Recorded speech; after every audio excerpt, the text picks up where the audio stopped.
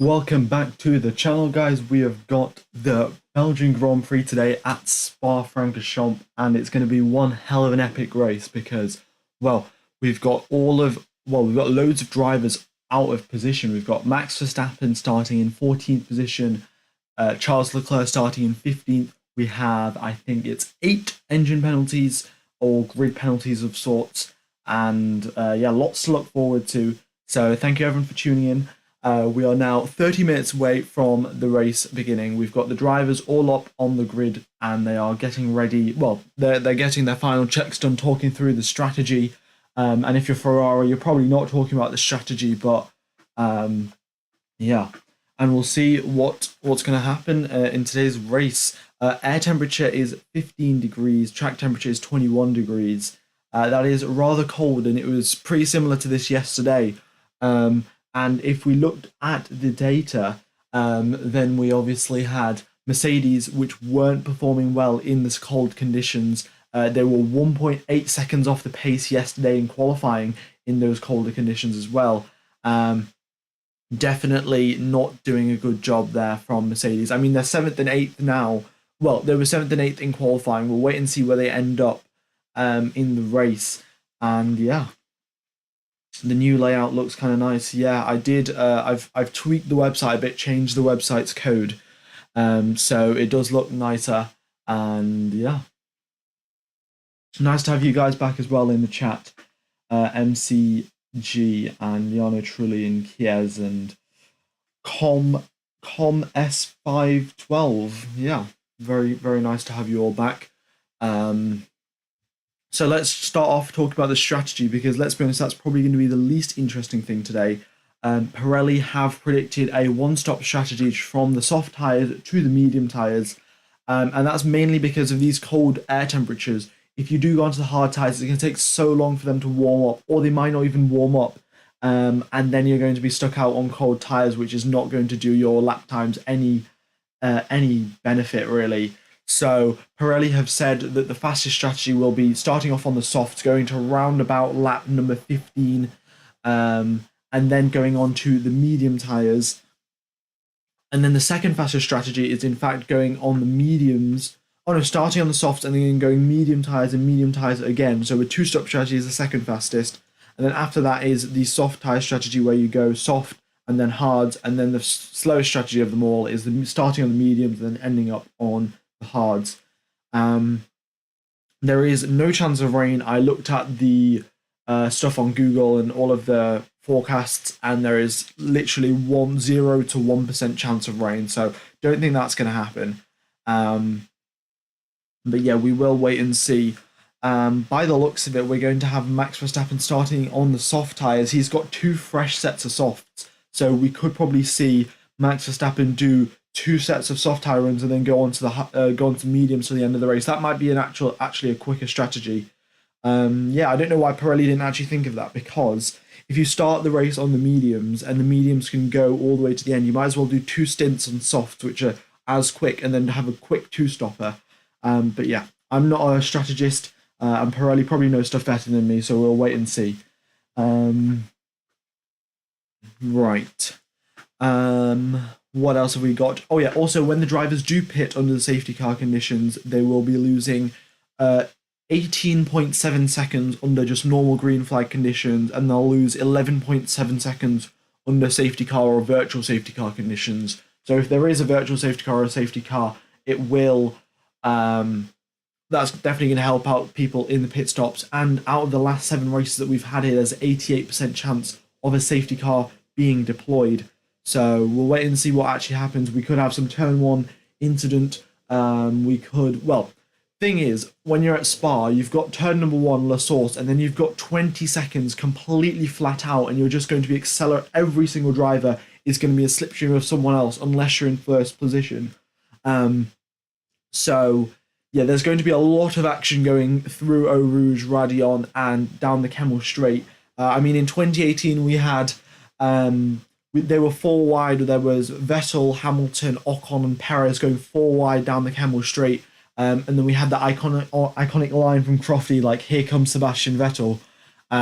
We could probably see something like that. We've got Sainz starting on pole position. This is the second time he's actually started on pole position in his career, and the last time he did start on pole position, he won the race in Silverstone. So that bodes well for Carlos Sainz. Another stat in Carlos Sainz's favour is that out of the 6 of the last 7 races at Spa, the pole sitter has gone on to win the race. So we'll wait and see if Sainz can hold on to that victory, or will Perez snatch it away, or is Vettel or Verstappen and Leclerc going to charge through the field and then come to challenge for the victory as well? All right. Let's see. I think Max is starting right from the back of the grid? No, Max Verstappen is starting in 14th position and Charles Leclerc starting in 15th. I'll get you the entire the entire starting grid just before we go for the lights out. It will be on screen as well, but yeah, it's quite confusing because there were eight drivers with engine penalties. So they've sorted them all out. A Tsunoda, who didn't have an engine penalty yesterday, has now got an engine penalty. So yeah, rather confusing. But yeah, I'll confirm everything once we get closer to the race start. Also, by the way, I do have to say that this stream is sponsored by Formula Neon. They make F1 wall art. So this track that you see at the bottom right of the screen, Spa, which is made up of LEDs, and you can pick from 2,000 different colors of LEDs, and you can hang it up on your wall, and it just looks absolutely amazing. I was actually looking to get one. That's how I found out about this company, and then thought you guys might like a giveaway. So we've got a giveaway for this weekend, and if loads of you guys do sign up in the link, which is in the description and in the pinned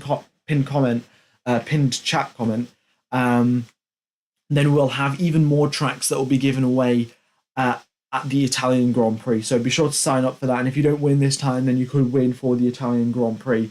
And yeah. All right. Yeah, there's lots of... Oh, I just smacked my table. Yeah, there's actually quite a lot of stuff going on. There's the Badminton World Championship Finals. There's this Grand Prix. There is also India versus Pakistan test match. Lots of stuff going on. And then also tomorrow there's a space launch of a rocket to the moon, which is very exciting indeed. But that's off topic. Let's get back to this Formula One race. We've got from the front of the grid we have Sainz, then Perez, then Alonso, and then so that's the top 3. And with Fernando Alonso starting in 3rd position, he might be it's a T20. All right, my bad. But with Alonso starting in 3rd position, then we could probably see, he's in a prime position to get some slipstream. Like if Verstappen if Sainz and Perez go side by side trying to overtake each other, then Fernando Alonso is in the prime position to just be behind either one of them, whichever one's got the higher speed, and just go and slingshot past both drivers and just get into the lead of this race. And that would be wonderful to see. And then Fernando Alonso leading a race, he could definitely hold everyone up like he did back in Monaco of this year and Hungary of last year. So Fernando Alonso's definitely got a lot of defensive skills. We'll wait and see what he can do at the race start. The giveaway doesn't work in Finland. All right, I will contact Formula Neon. He will come into the chat in a bit. So it doesn't work in Finland, and then I think it doesn't work in South Africa either. So if any other country doesn't work, just do let me know. And then when Formula Neon does come on, then I will I'll let him know as well.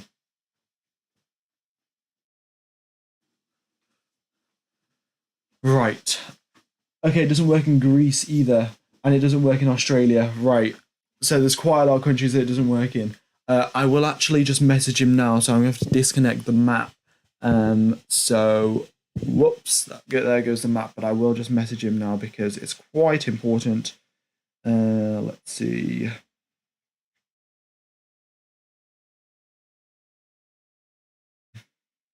In Finland, Greece, and Australia.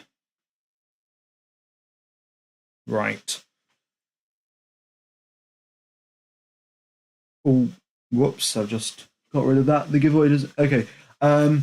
Also, the last time Fernando Alonso was uh, actually starting in the top three at Spa was all the way back. Wait, actually, I think it was the last time Fernando Alonso was starting in the top three outright was all the way back in like 2007. No, that must be wrong. It must be the last time Fernando Alonso started in the top three at Spa was all the way back in 2007. So yeah, it's been a long time since Fernando Alonso has been at the front of a grid, and yeah. Okay, let's get this map sorted.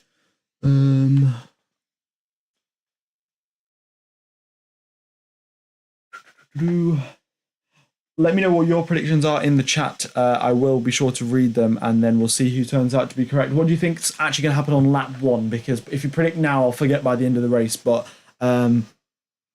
let me know what your predictions are for lap number one, because I definitely sense some sort of carnage going on at the start of the race.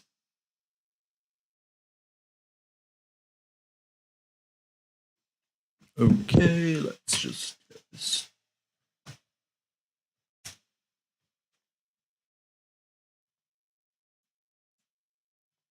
There we go. There's the map back. Right. Kevin will somehow dive bomb Lewis. Kevin Magnussen is in 18th position. I mean, he's actually going to get promoted up to probably like 10th or something because he hasn't got any engine penalties. But yeah, Hamilton will be starting the race in 4th position as far as I can tell. He'll be starting 1 position behind Fernando Alonso. Carlos Sainz will keep the lead and Alonso will be in 2nd. Alonso will troll Hamilton. I mean, you definitely wouldn't put it past Alonso to do that. But we'll wait and see what happens because I guess this is a Formula One race, and the rivalry that they had was 14 years ago now. So no, not even 14, 15 years ago.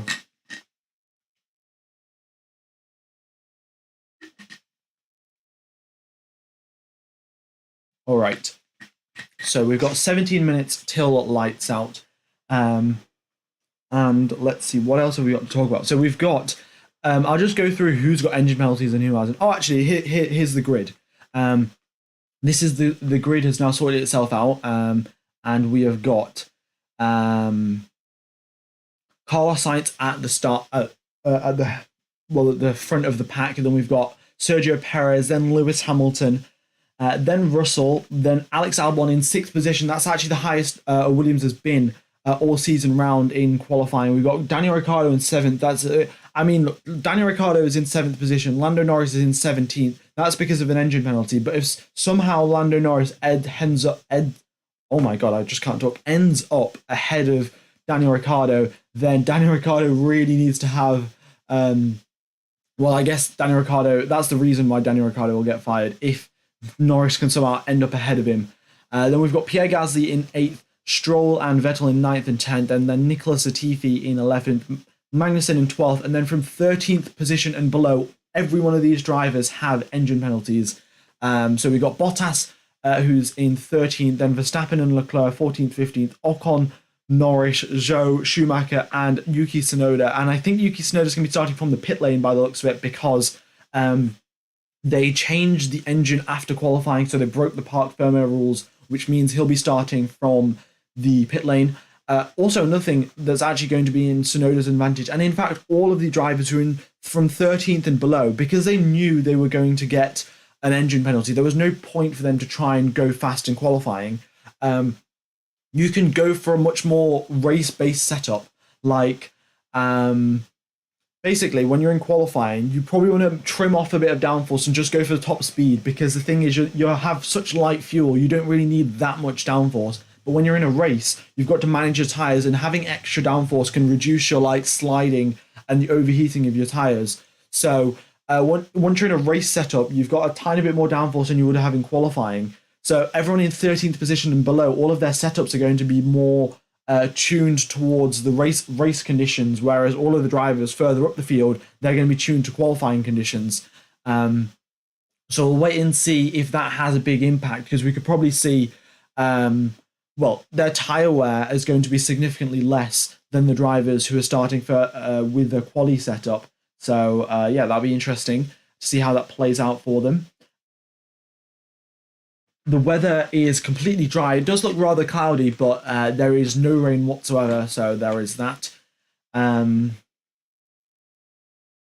Also, it is a 44 lap race at Spa. It's actually the one of the longest tracks on the F1 calendar. It's 7.004 kilometers long. So yeah, 7 kilometers and 4 meters.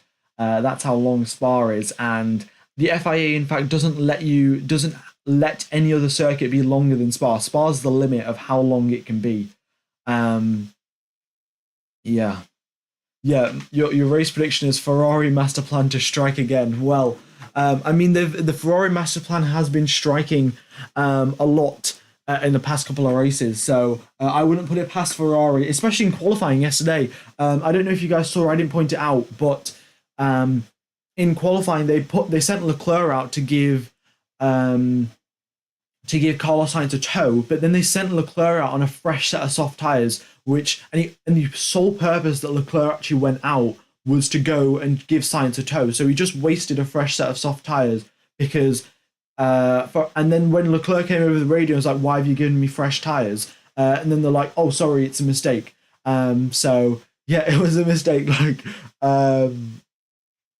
it is. I mean, that's just Ferrari for you. What can you do? Also, the air temperature and track temperature have changed. I had the wrong figures from yesterday. Air temperature is 21 degrees, track temperature is 35. So that's like nearly double of what it was yesterday now, or 1.5 times. So yeah, track temperature is going to be significantly higher, and that's going to bring some more tire wear, and it's also going to bring, it's going to bring the hard tire into the window, into like the picture more, because because of the fact that the warmer the temperatures, the more likely the hard tire is to actually work. So we'll wait and see what happens there. Do you think they'll do a 3-stop for Leclerc? I mean, I wouldn't put it past them. They might see a couple of drops of rain and pit immediately for wet tires. Who knows? It is Ferrari. A 4-stop. I mean, I think Michael Schumacher actually pulled off a 4-stop race. I don't know how Ferrari did this, but Michael Schumacher did like a 4-stop race at some race. I'm not sure which circuit it was at, but I think he just did qualifying lap after qualifying lap on soft tires, and then did a 4-stop and somehow ended up winning the race. So I guess the only way you can actually get Ferrari to win with horrible strategy is just be Michael Schumacher. But yeah, Ferrari's strategy always gives us something to laugh at. Like, if you ever feel useless in life, always remember Ferrari has strategists, because yeah, they don't really do much, and in fact, they'll probably make it worse for Ferrari as a team. The tyre compounds today, in fact, I don't actually know what tyre compounds are. I think they're just the middle of the range, so C2, C3, C4. But I will try and check for you. It's the C2, C3, and C4. So the hard tires are the C2s, mediums are the C4s. Oh no, mediums are the C3s, and the softs are the C4s. Yeah.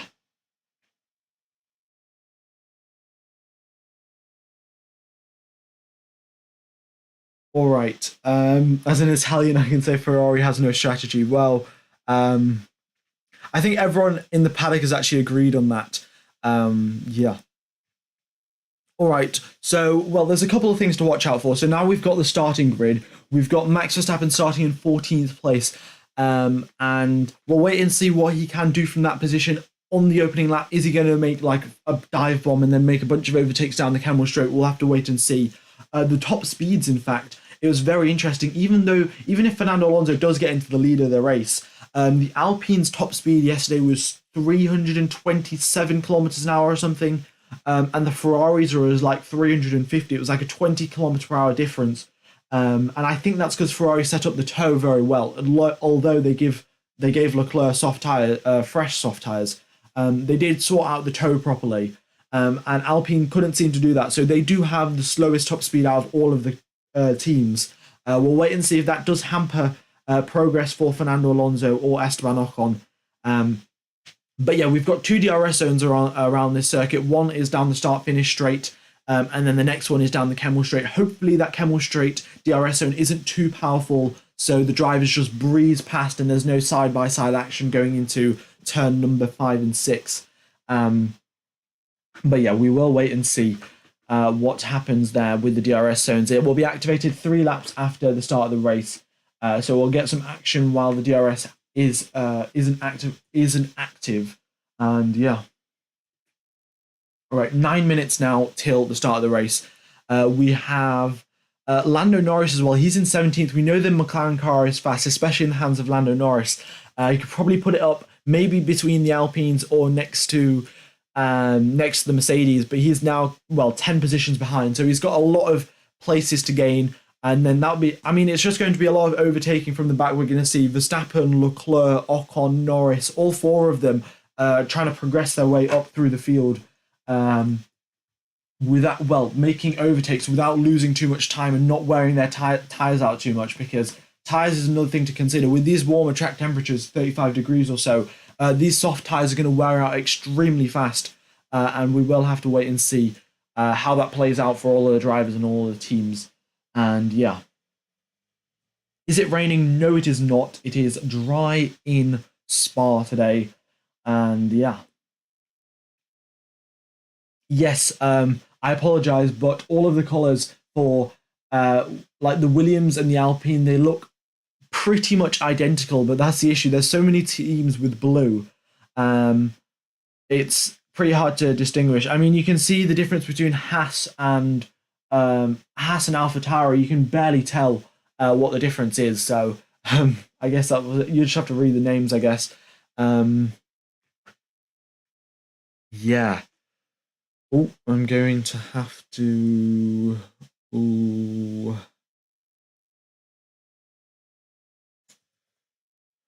Right, we have to modify this website again. This is not fun.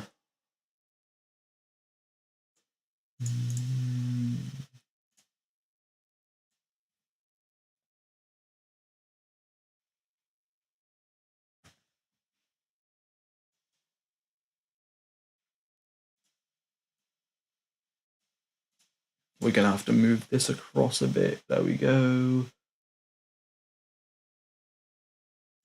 Ooh. Okay. Formation lap in 7 minutes. Whoa. Sorry about that. I hit my mic by accident while reaching over to my mouse. There we go.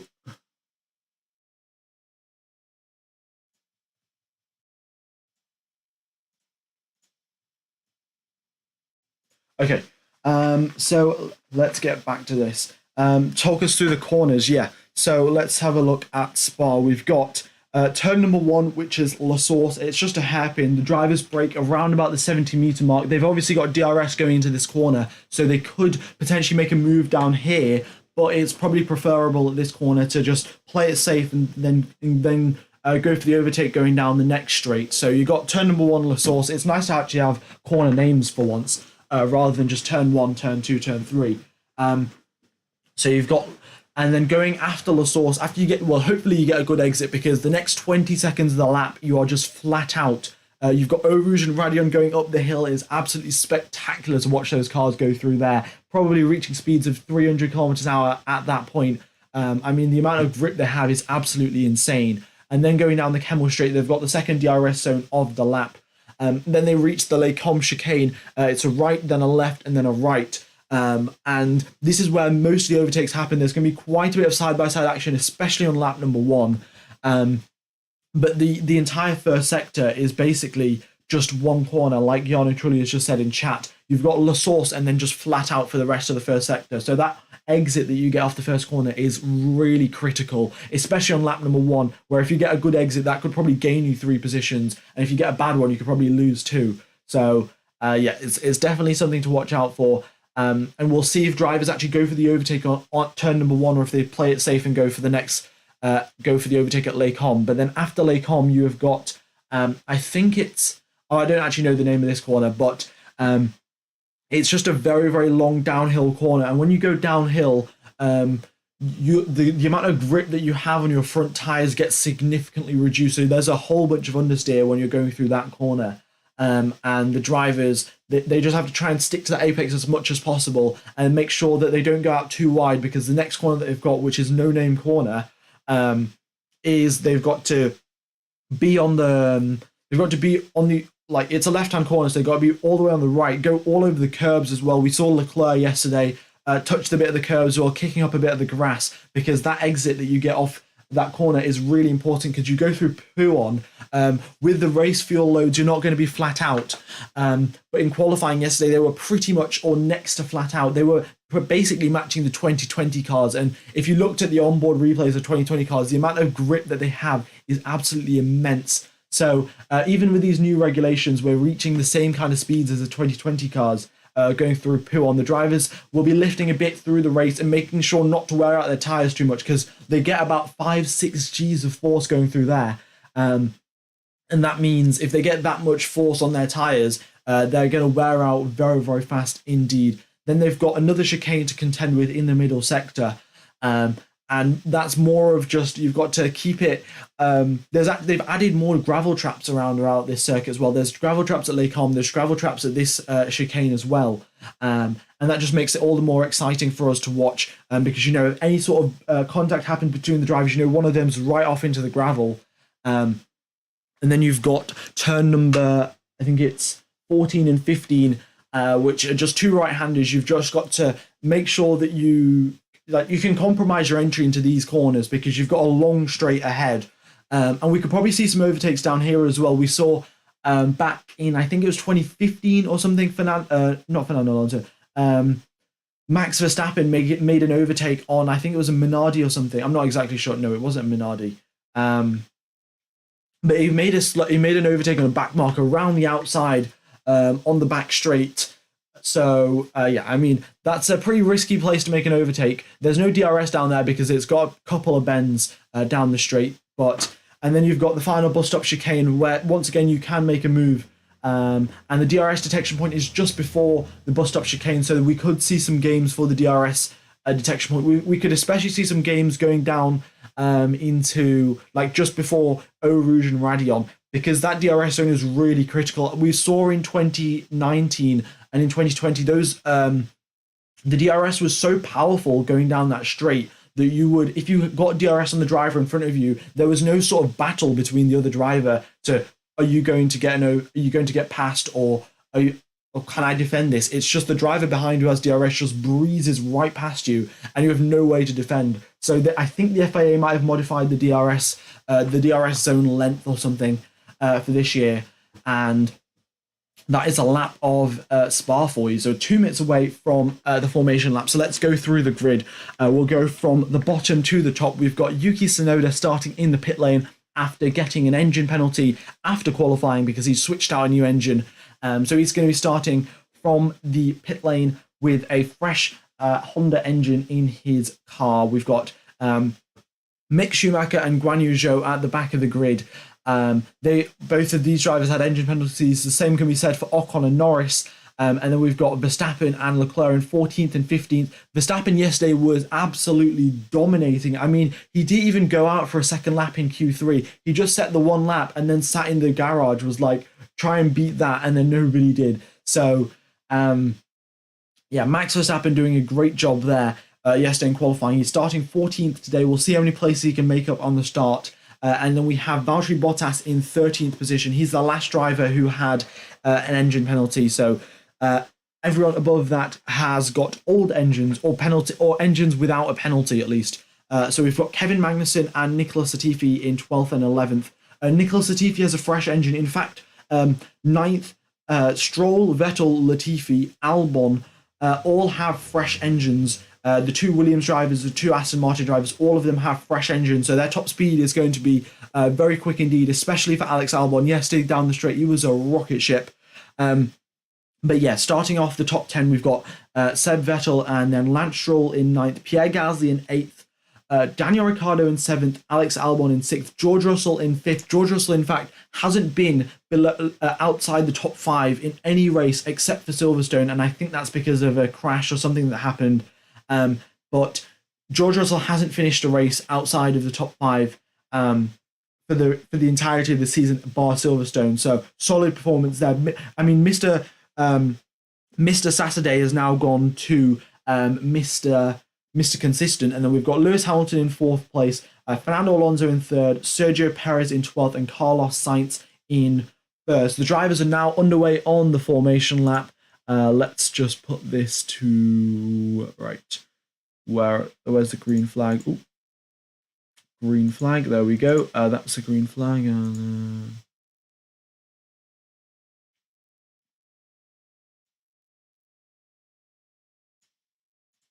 All right. Let's just adjust that a bit. Yeah, the driver's now on the formation lap, and we have got Pierre Gasly, who is in the pit lane. Pierre Gasly has issues with his car, so he's back to the pits. And yeah, so we'll wait and see what happens to Pierre Gasly, but he will not be starting this race by the looks of it. Or if he does, he will be starting from the pit lane, so it'll be both AlphaTauris starting from the pits. Got a very long lap here, 7 kilometers, so the drivers have got lots of space to warm up their tires and make sure everything's up to temperature. And then, of course, they've got to get all the way down to the start of... Well, thing is, the drivers are going to get all the tire temperature and brake temperature in the world. But then after turn number 1, they've got 20 seconds flat out where their brakes and their tires are all going to be cooled down because there's no corners. So we'll wait and see what happens there going down into turn 1. Sergio Perez, almost on the back of Carlos Sainz here. He's really not giving him any sort of leeway whatsoever. So Carlos Sainz basically being pushed by Sergio Perez, and the grid is very much spread out, all managing their getting their clutch settings in the correct positions, so then they can go racing. Go racing in a couple of minutes' time. Well, not even a couple of minutes, probably a minute now. Yeah. So we've got 44 laps of Spa, and yeah, make sure to stay hydrated. Smash the like button; it really will help out the stream. We've got 3,000 people watching. If we could get out to 6,000 or 9,000, that would be amazing. So go ahead and smash the like button; it really does help out the channel. We've got a giveaway from Formula Neon. It's an LED F1 wall art that works. Well, yeah, you got 200 different thousand colors. You can pick from any track if you do win the giveaway. There's a small size which is 9 inches across, and there's a medium size which is 24 inches across. It's rather big, and it will light up your room. So yeah, be sure to check that giveaway out. The race will be starting now. The driver's just approaching the grid at the end of their formation lap now. So here we go.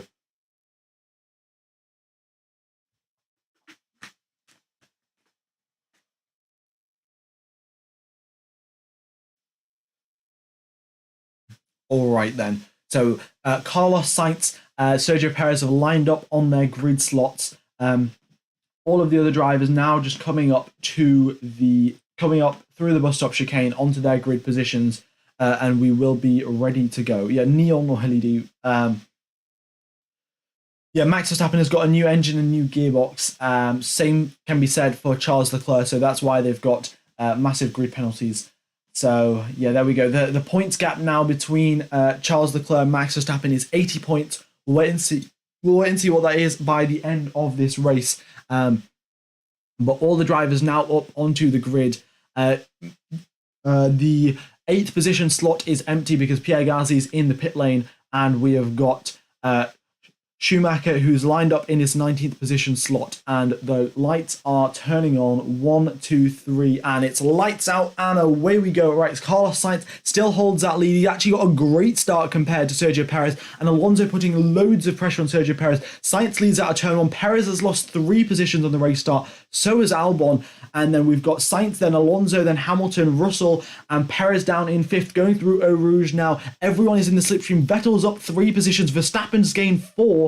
Absolutely amazing start for those drivers. Sainz still holding a lead over Fernando Alonso, and Alonso will be defending for all of his might against Lewis Hamilton. In fact, Hamilton slipstreams right past Fernando Alonso, and we've got a yellow flag out on track, but it's back to green flag. Should be all right. Oh, yeah, back to green flag running.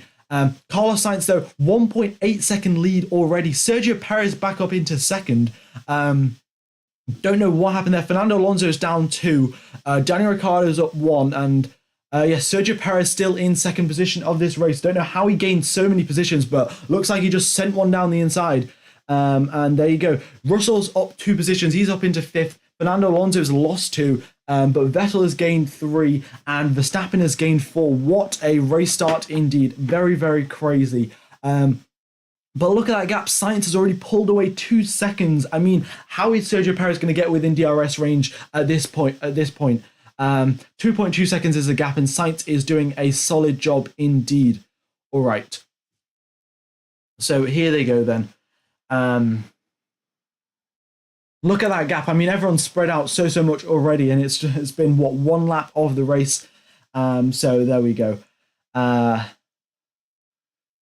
Okay, Lewis Hamilton right at the back of the field. It looks like he's had a bit of an issue. Can we get an F in the chat for Lewis Hamilton?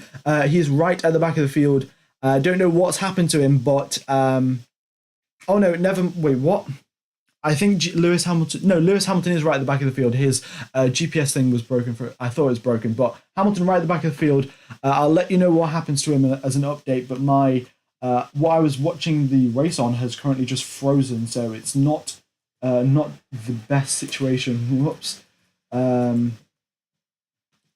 Right. But Carlos Sainz still in the lead of this race, with Sergio Perez actually closing the gap up, and Russell in 3rd, Fernando Alonso in 4th, and Vettel in 5th. Fernando Alonso and Sebastian Vettel in 4th and 5th. What is this, 2012 or something like this? Something like that, right? We have got yellow flags out. Lewis Hamilton has stopped down the back straight. So let's just switch that to a yellow flag. There we go.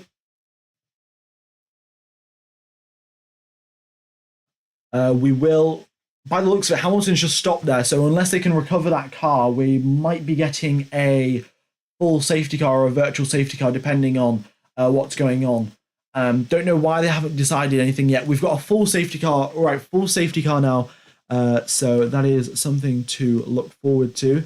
Let's just move that across.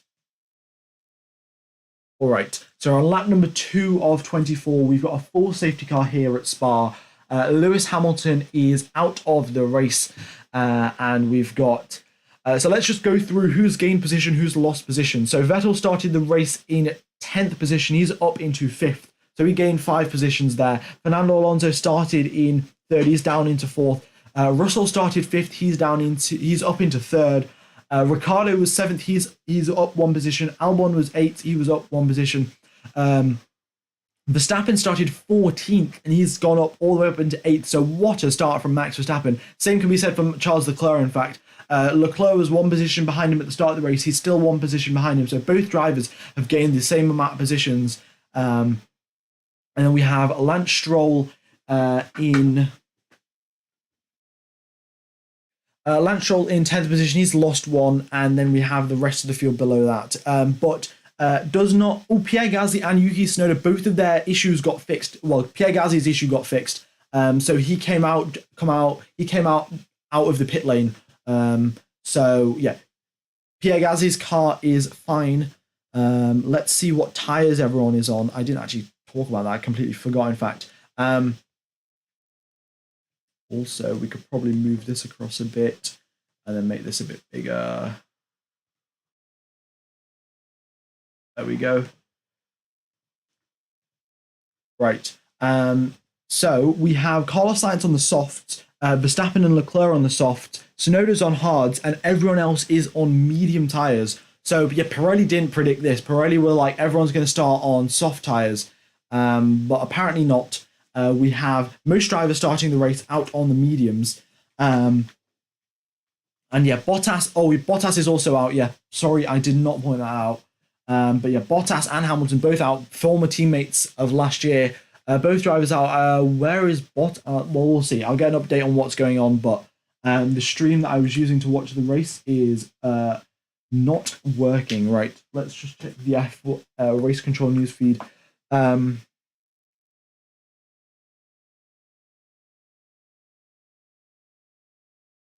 All right, let's see. Fernando should have backed out. Bottas and Hamilton discussing teaser. Bottas did take an engine penalty. That is correct. Yeah, he took a 10-place engine penalty. I don't know exactly what components he did replace, but yeah, he's got a 10-place grid penalty there for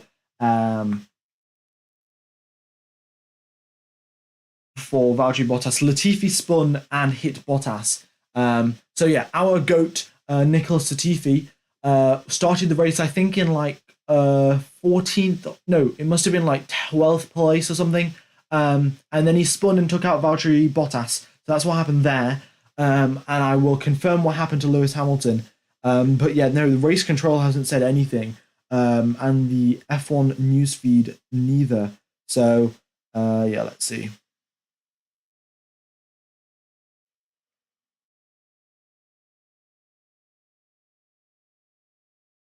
Right, so Alonso's called Hamilton an idiot. Actually, I'm just going to read out what happened to Alonso's just came on the radio, and let's have a listen to what Fernando Alonso said. So, yeah, what an idiot, closing the door from the outside.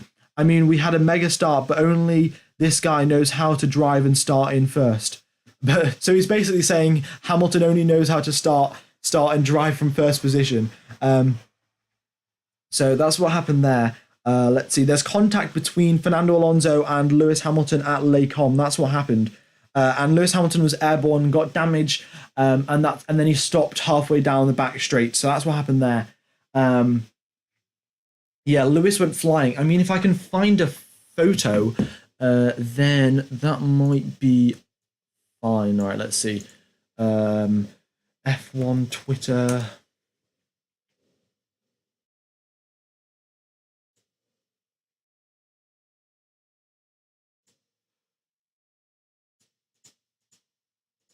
Let's see. Hopefully I don't get like copyrighted for this. I'm pretty sure I won't, but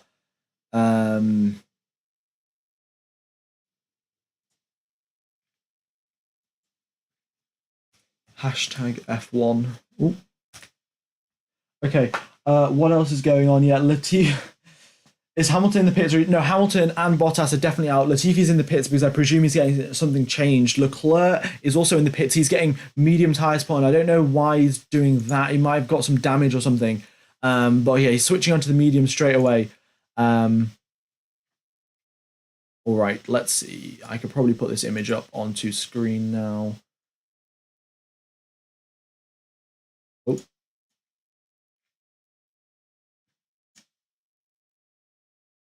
So that's what happened there. Latifi spun and he hit Bottas, and that's why Bottas is out. And then if you look here, is it going to let me zoom? It's not going to let me zoom. But if you look right in the corner here, this is Fernando Alonso's car. This is Lewis Hamilton's car, and Hamilton just went flying. So that's what happened there. I don't think there's any more images, but yeah, they all got through Les Combes. They all got through La Source fine. But then through here, Fernando Alonso and Lewis Hamilton had contact. So that is what happened. Right, we are still on safety car conditions. They are sorting out Lewis Hamilton's car, getting it off onto the truck, and then taking it back to the garage. Valtteri Bottas, as far as I can tell, he just drove it into the pit lane, so he's retired from the race still, but there's nothing to do with his car. And Hamilton, yeah, still getting his car recovered, and then we will go racing. Right.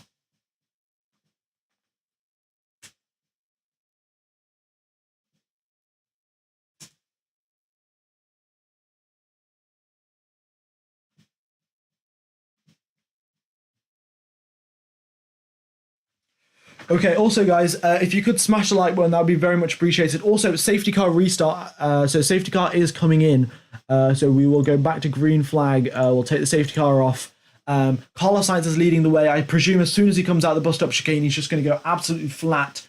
Safety car is coming in. And yeah, so if you guys haven't hit the like button, please be sure to do that. And if you haven't subscribed as well, really would help out the channel. Hopefully we can reach our goal. We're only 200 and something subscribers away. So yeah, that would be very much appreciated. And the like button as well. I haven't streamed for 2 months, so the YouTube algorithm isn't on my side. But let's put all that away, and we've got the safety car restart. Carlos Sainz has got away, and Sergio Perez is right on his tail. Going through La Source, they are not side by side. Perez has decided to stay behind going through this corner, and now he's got 20 seconds of flat out slipstreaming behind Carlos Sainz to try and close this gap. So here they go, up the Kemmel Straight. Through Eau Rouge and Radion, but all drivers now single file. Alonso getting dangerously close to George Russell, in fact, nearly going side by side, but now down the Kemmel Straight, Alonso got that little bit more top speed. He gets past George Russell down the Kemmel Straight, and then we've got Sergio Perez is closing up more and more on Sainz, but Sainz holds that lead against Sergio Perez. And Russell, in fact, fights his way back past Alonso. So Alonso losing out to George Russell, even though he made it pass down the straight. So great job, great defending there from George Russell. Max Verstappen up one position, overtakes his former teammate Alex Albon. Alex Albon in 8th. He's still doing a great job, though, in that Williams, which started out 6th, probably should be down in probably 15th place or something. So Alex Albon doing a good job keeping his Williams up in the top 10. And then still going through now, going through the chicane and reaching the end of sector number 2, and Sainz holds a 1.2 second advantage over Sergio Perez, and Sergio Perez needs to do as much as he possibly can to keep him within DRS range. Otherwise, those soft tyres that Carlos Sainz has put on his car are really going to come to life, and he's not going to have no chance of catching him whatsoever. It'll be 2 laps till DRS is enabled now after safety car conditions. But Max now started the race in 14th position. He's up into 7th after 5 laps of racing, and I think 3 of them were under safety car conditions anyway. So yeah, Max Verstappen now up into 6th, overtakes Ricciardo. He's halved his grid position, and he's actually gone down one further as well. A purple third sector there from Max Verstappen, got a massive slipstream off Daniel Ricciardo and sent one down the inside of the bus stop chicane.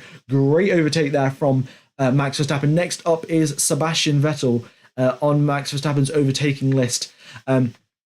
Charles Leclerc pit right at this during the safety car, so he's back in 16th position. Don't know exactly what Ferrari were planning to do there, but I think Leclerc might have got some damage, and that's why he is out.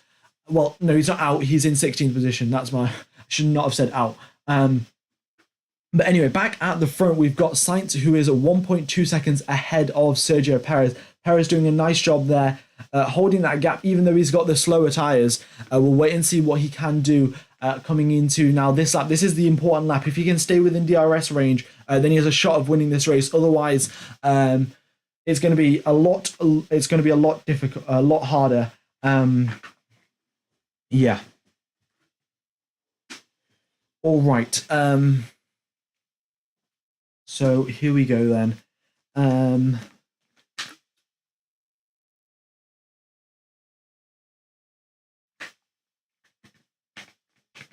Albon actually overtakes Daniel Ricciardo. He follows Max Verstappen through. But if you look at the map, there's a slight bit of a train. Alex Albon holding up all the drivers behind him. That Williams car really isn't fast, and it shows.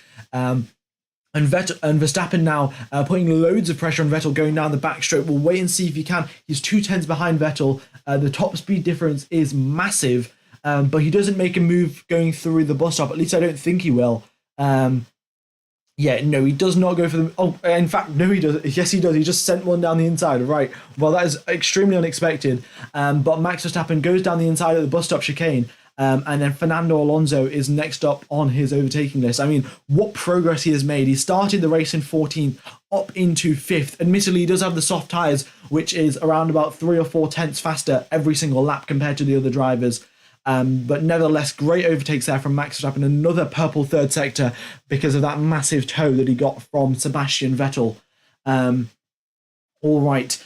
Also, DRS has been enabled. Carlos Sainz now 1.5 seconds ahead of Sergio Perez. Verstappen makes the overtake on Fernando Alonso down the Kemmel Straight. So he's up into 14th. He's gained 10 positions in 7 laps, and 4 of the laps were under safety car conditions. So basically, Max Verstappen gained 10 position in 3 racing laps. Absolutely ridiculous. I mean, yes, it was 1.8 seconds quicker than the Mercedes in qualifying.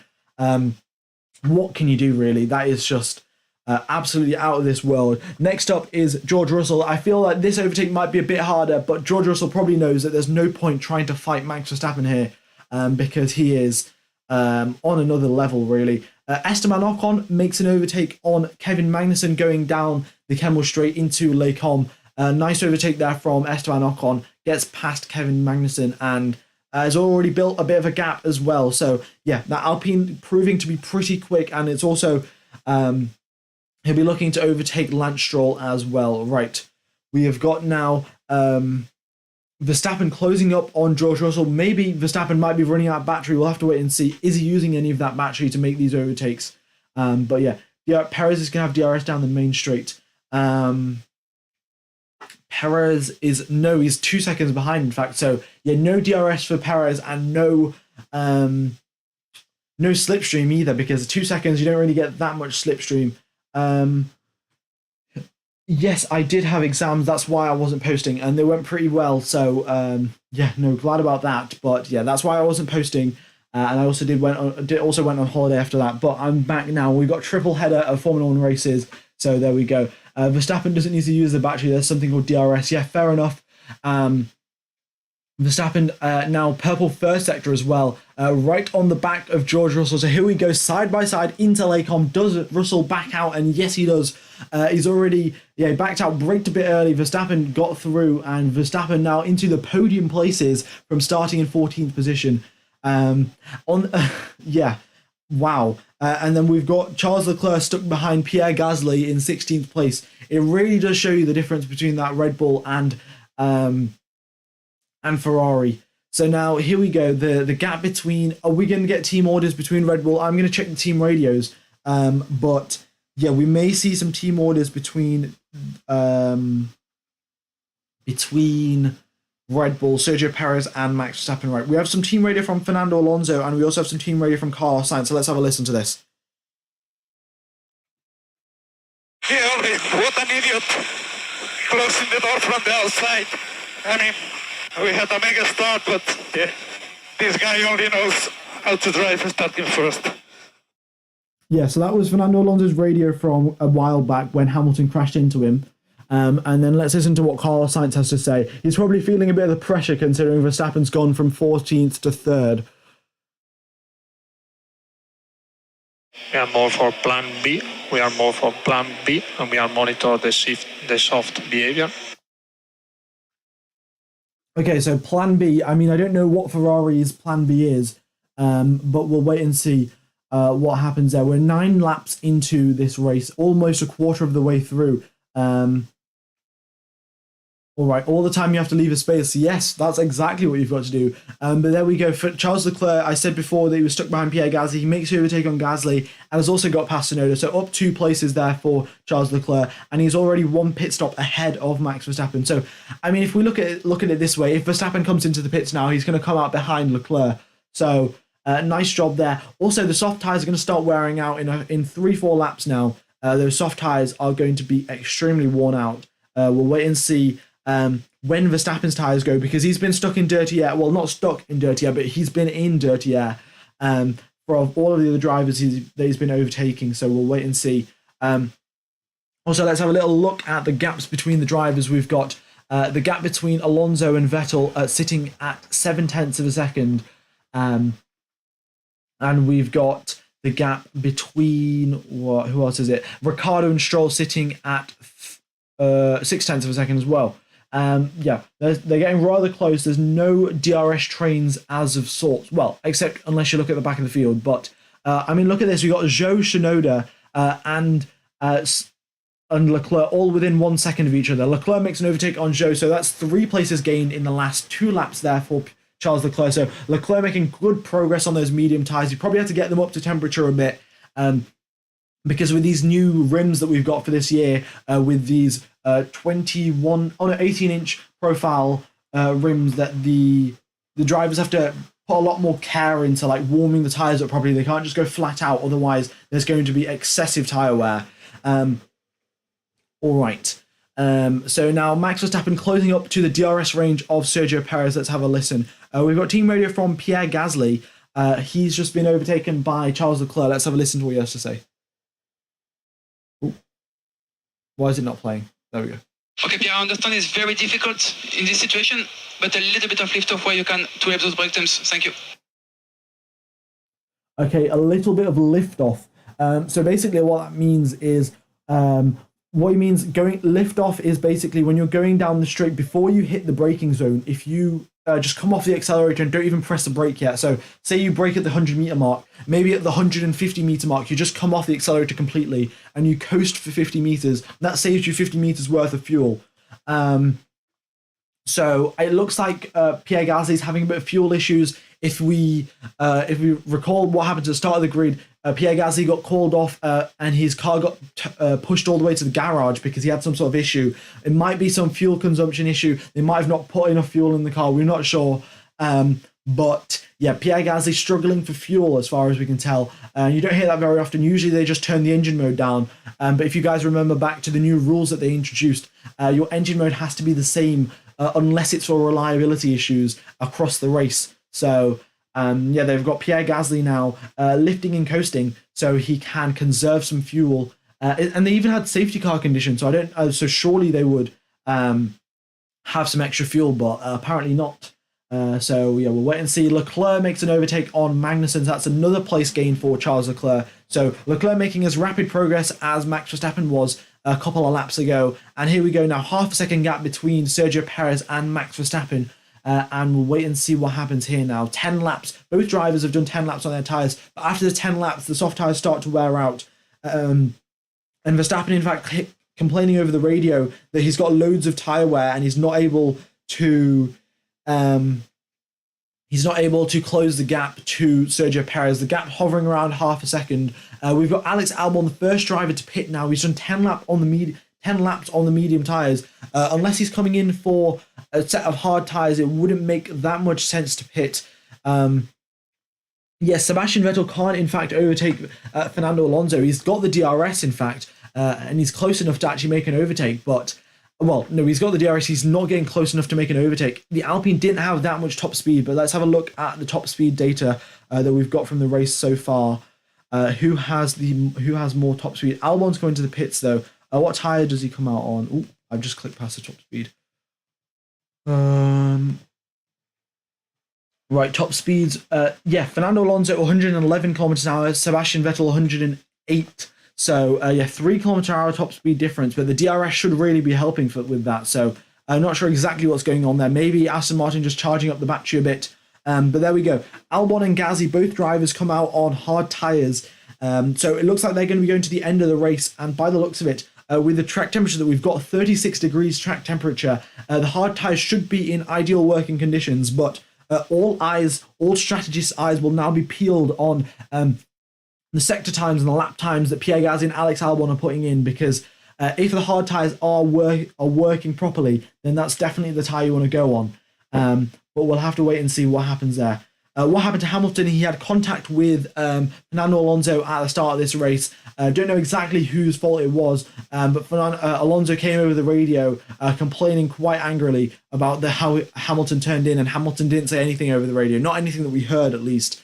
So there we go. All right. Sainz is the first of the top runners to pit. He's done 13 laps on those soft tyres, and they're very much reaching the point of where where they've got no grip whatsoever. Verstappen right behind Sergio Perez. There might be some team orders going on here, but Verstappen breezes past Sergio Perez going down the straight, and it looks like Perez isn't going to put up much of a defence. So Verstappen now into the lead of this race, and Carlos Sainz has come into the pits. What tyres does he come out on? He comes out on the medium tyres. Okay. I don't know if that's the correct strategy call, but if you look at the lap times and the sector times that the hard tyre runners like Alex Albon and Pierre Gasly are putting in, they are putting in green sector times, and that is basically unseen of the hard tyres, especially when you come straight out of the pits. If you come out of the pits and you're setting green sector times, that means those tyres are absolutely great for these conditions. And Ferrari have just gone and put the medium tyres onto Carlos Sainz's car. Admittedly, Pirelli did say this is the fastest strategy, so maybe that's what Ferrari are trying to do. They're not trying to make up any of their own strategy, they're just going to follow Pirelli. But yeah, we'll have to wait and see if the medium tyres can make it to the end of the race, because we've still got 33 laps of racing left, and the medium tyres are only rated for about 25 laps of racing. So we'll wait and see what happens with those drivers who pit onto the mediums. All right. Alonso came into pits, he came onto mediums. Magnussen came into pits, he came onto the hards. So we're looking basically 50-50 split here of the drivers between who are coming into the pits. Do they go onto mediums or do they go onto the hards? Also, guys, we've got 7,000 people watching. If you could all smash the like button, that'd be very much appreciated. Really does help out the channel. And yeah, also if you could subscribe, we're getting pretty close to that subscriber goal. So if you could hit that, that would be wonderful as well. I just have to mention this stream is sponsored by Formula Neon. They make neon/LED wall art for F1. They've got every single F1 track on the calendar, and they've got sizes from 9 inches, 24 inches, and 36 inches to go up on your wall of LEDs that you can choose from, like 2,000 different colors. So yeah, there's a giveaway for this stream. So if you go and sign up for the giveaway, then there's a chance you could win. You'll be emailed, and I'll let you know who won the stream, who won the giveaway next weekend. But if loads of you guys sign up, then we are getting more tracks. Like we're getting 3 or 4 tracks for the Italian Grand Prix to be given away. So even if you don't win this one, there's a chance you could win the next one. But that's a sponsor plug over. Let's get back to the race. We've got Ocon and Ricciardo both coming to the pits. Both of those drivers on the hard tyres.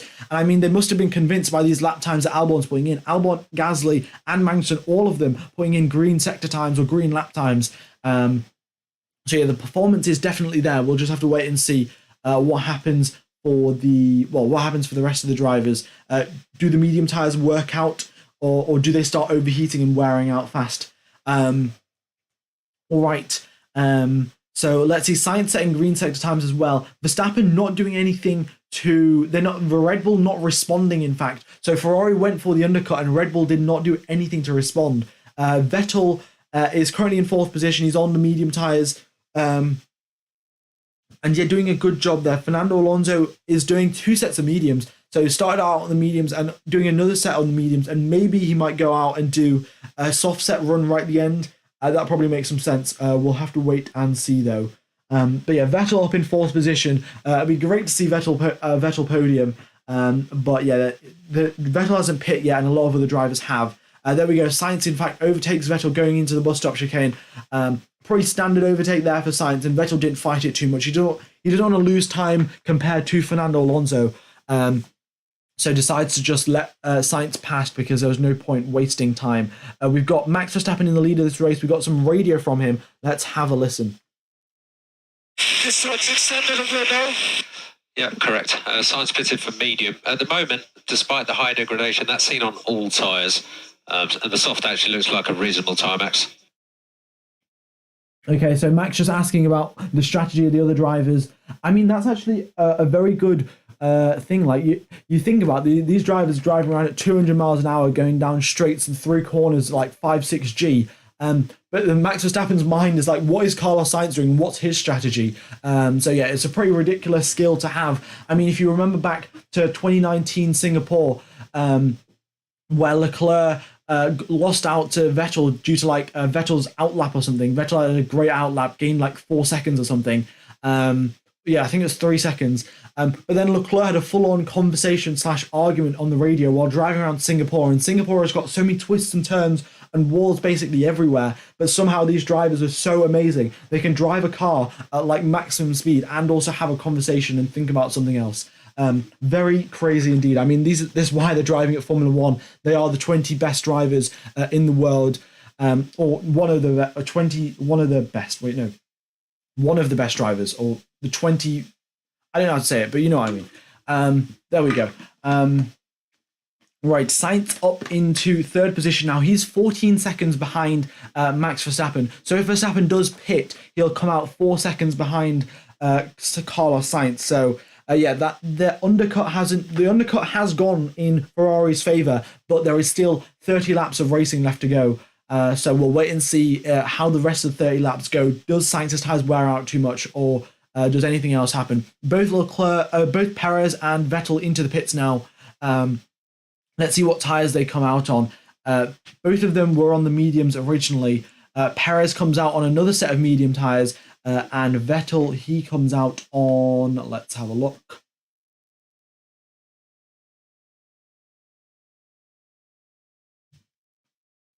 Vettel, all right, well, it's just not telling us what tyres Vettel's on. Lovely, well, we'll find out. But we've got Verstappen still in the lead of this race, yet to pit. And we've got Stroll, Tsunoda, Verstappen, and then those are the only drivers yet to pit. We've got everyone else who's either just come into pit lane this lap or they've already pitted. So 3 drivers still hanging out on those tyres for 15. Tsunoda's looks like he's going to go on for a while. He started the race on the hard tyres. He could probably do 30 laps or so on them. But yeah, we'll have to wait and see how that works out for him. Is he going to go for a soft tyre run right at the end, or or what's the strategy there for him. What happened to Lewis? Lewis had contact at the start of the race, got airborne, then got damage, and then is out of the race. So that's what happened there. Lewis crashed into Alonso, I'm pretty sure, by the looks of it. When I looked at the image, but well, I'm not just going to try to start any controversy because there's already enough of that in F1. All right, we've got Sergio Perez with the fastest middle sector on those fresh set of medium tyres, and the gap between himself and Carlos Sainz is 7 seconds. That Red Bull strategy really hasn't worked out for him. So we'll wait and see. And Sergio Perez definitely has to do another pit stop as well. So yeah, Red Bull really not focusing not doing the best strategy out there for Sergio Perez because, he's all the way down. He's lost a net 6 seconds, to Carlos Sainz. When at the start of the race they were 2 seconds away. Yeah, I mean it wasn't really a last to first because he did start 14th. But yeah. All right, Verstappen out of the pits. He's on to the medium tyres. So the only driver yet to pit now is Yuki Tsunoda. Stroll's also into the pits as well. So that's it. Everyone has had at least one pit stop. By the looks of it, the hard tyre runners are going to try and go all the way to the end. The medium tyre runners may have to do another pit stop depending on the kind of tyre wear that we've got. Well, the tyre wear that they experience. Track temperature is still sitting at 36 degrees, sorry. And yeah, tyre wear will be getting higher and higher as the cars start to go faster and faster because of less fuel on the less fuel in their tanks.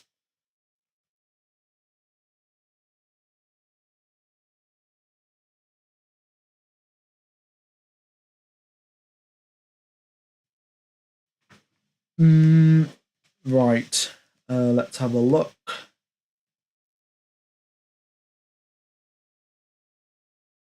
So there we go, back to tyres. I can't put the gap times up now. I don't know what's happened to the website. I messed around with it a bit, but now the gap times are gone. So I'll get that fixed for the next stream. But yeah, can't do that just yet. Also, let's see, what your prediction... we're nearly halfway through the race. So still got a bit to go, probably a third of the way through. But let me know who your driver of the day predictions are. Who do you think should be driver of the day? And yeah, let me know in chat and I will make sure to read all your messages. But there we go. Sergio Perez, the fastest lap of the race. Absolutely. Look at that pace of 151. And everyone else on the track is doing 155s or 130. And then Carlos Sainz in the lead is doing a 153. So, yeah, Sergio Perez going 2 seconds faster than the competition. Doing a great job indeed. Right. Let's see. What happened to Hamilton? Hamilton crashed out at the start of the race. Max is either Sergio Perez. Some of you guys saying Vettel. Yeah. Vettel was further up the field. It'd be great to see him probably make up some positions. He's actually getting very close to overtaking Albon, in fact. So let's have a look at this. Vettel in the slipstream, he actually gets past Albon going down the straight here into the side by side. Though, is Albon going to go around the outside, try and make it stick? He tries to, but Vettel gets past and has the inside line for the next corner and gets through very well. So there we go. Vettel up into 8th position now, and Vettel's teammate down in 14th. Yeah, the Aston Martin have done split strategies, and it looks like those medium tyres is not doing well. Bottas got hit by a spinning Latifi, so that's why he is out of the race. Can Max's mediums land last to the end of the race? Pirelli said the mediums can do 25 laps. I will have a double check of what they said, but we've got 28 laps remaining of this race. So I think Max Verstappen could probably stretch out the medium tyres towards the end, but I don't know if he wants to do that. In fact, here we are at the front now. Verstappen now within DRS range of Carlos Sainz. Half a second is the gap going down into Le Saux. He doesn't make a move here. He knows he's got the camel straight coming up. So he goes for a late apex, gets a really good traction coming out of that corner.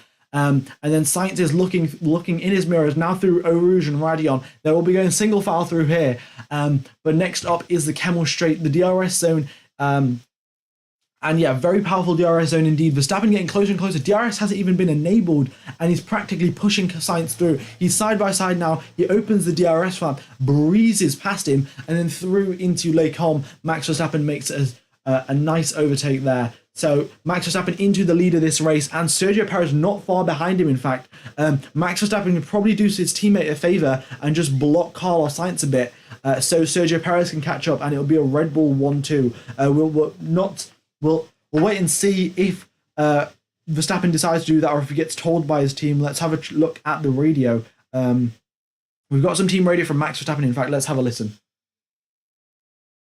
Middle sector was 1.2 seconds faster than Sainz. So we can look after these tyres, 7, 9, 10, stable 15. Okay, so basically, that's exactly what they're trying to do. They're trying to make these tyres last all the way till the end of the race. Just listening to the radio, you could tell that they're trying to conserve these tyres through the middle sector.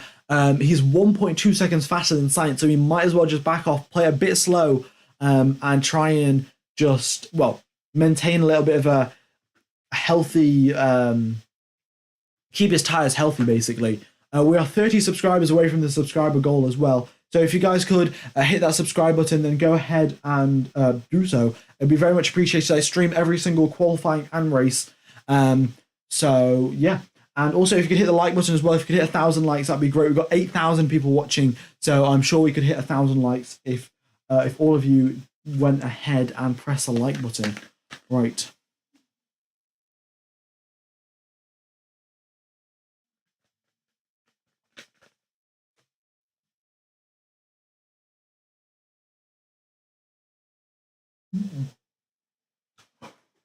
Okay, Yuki Tsunoda's into the pits. He's done 17 laps on those hard tyres.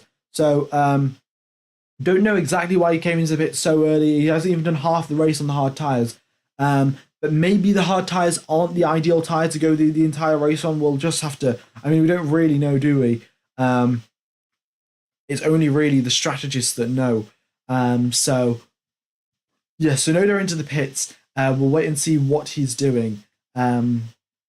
He comes out on the medium tyres, so maybe it might just be faster. Maybe he knows that the medium tyres are going to get to the end of the race, so he might as well just push anyway. He might as well switch off the hard tyres, because the hard tyres are slower than the medium tyres at basically all in all conditions. So if he knows he can get to the end of the race on medium tyres, then he might as well just pit now. So Pirelli did say 25 laps of the race you can do on medium tyres, and there are 26 laps left.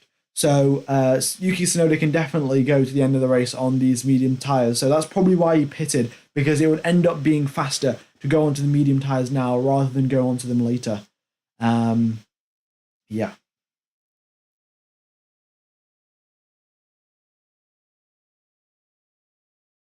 All right. Let's see what else is going on track. We've got a battle brewing between Albon and Ocon. Yeah, Albon losing out quite a lot of positions. We know that Williams isn't really suited to be in the top 10, isn't that quick. So he's under pressure now from Esteban Ocon. But if Albon and Ocon fight a bit too much, then Daniel Ricciardo is only a second behind them, and he could catch up as well. So it'll be a three-way battle for 8th position.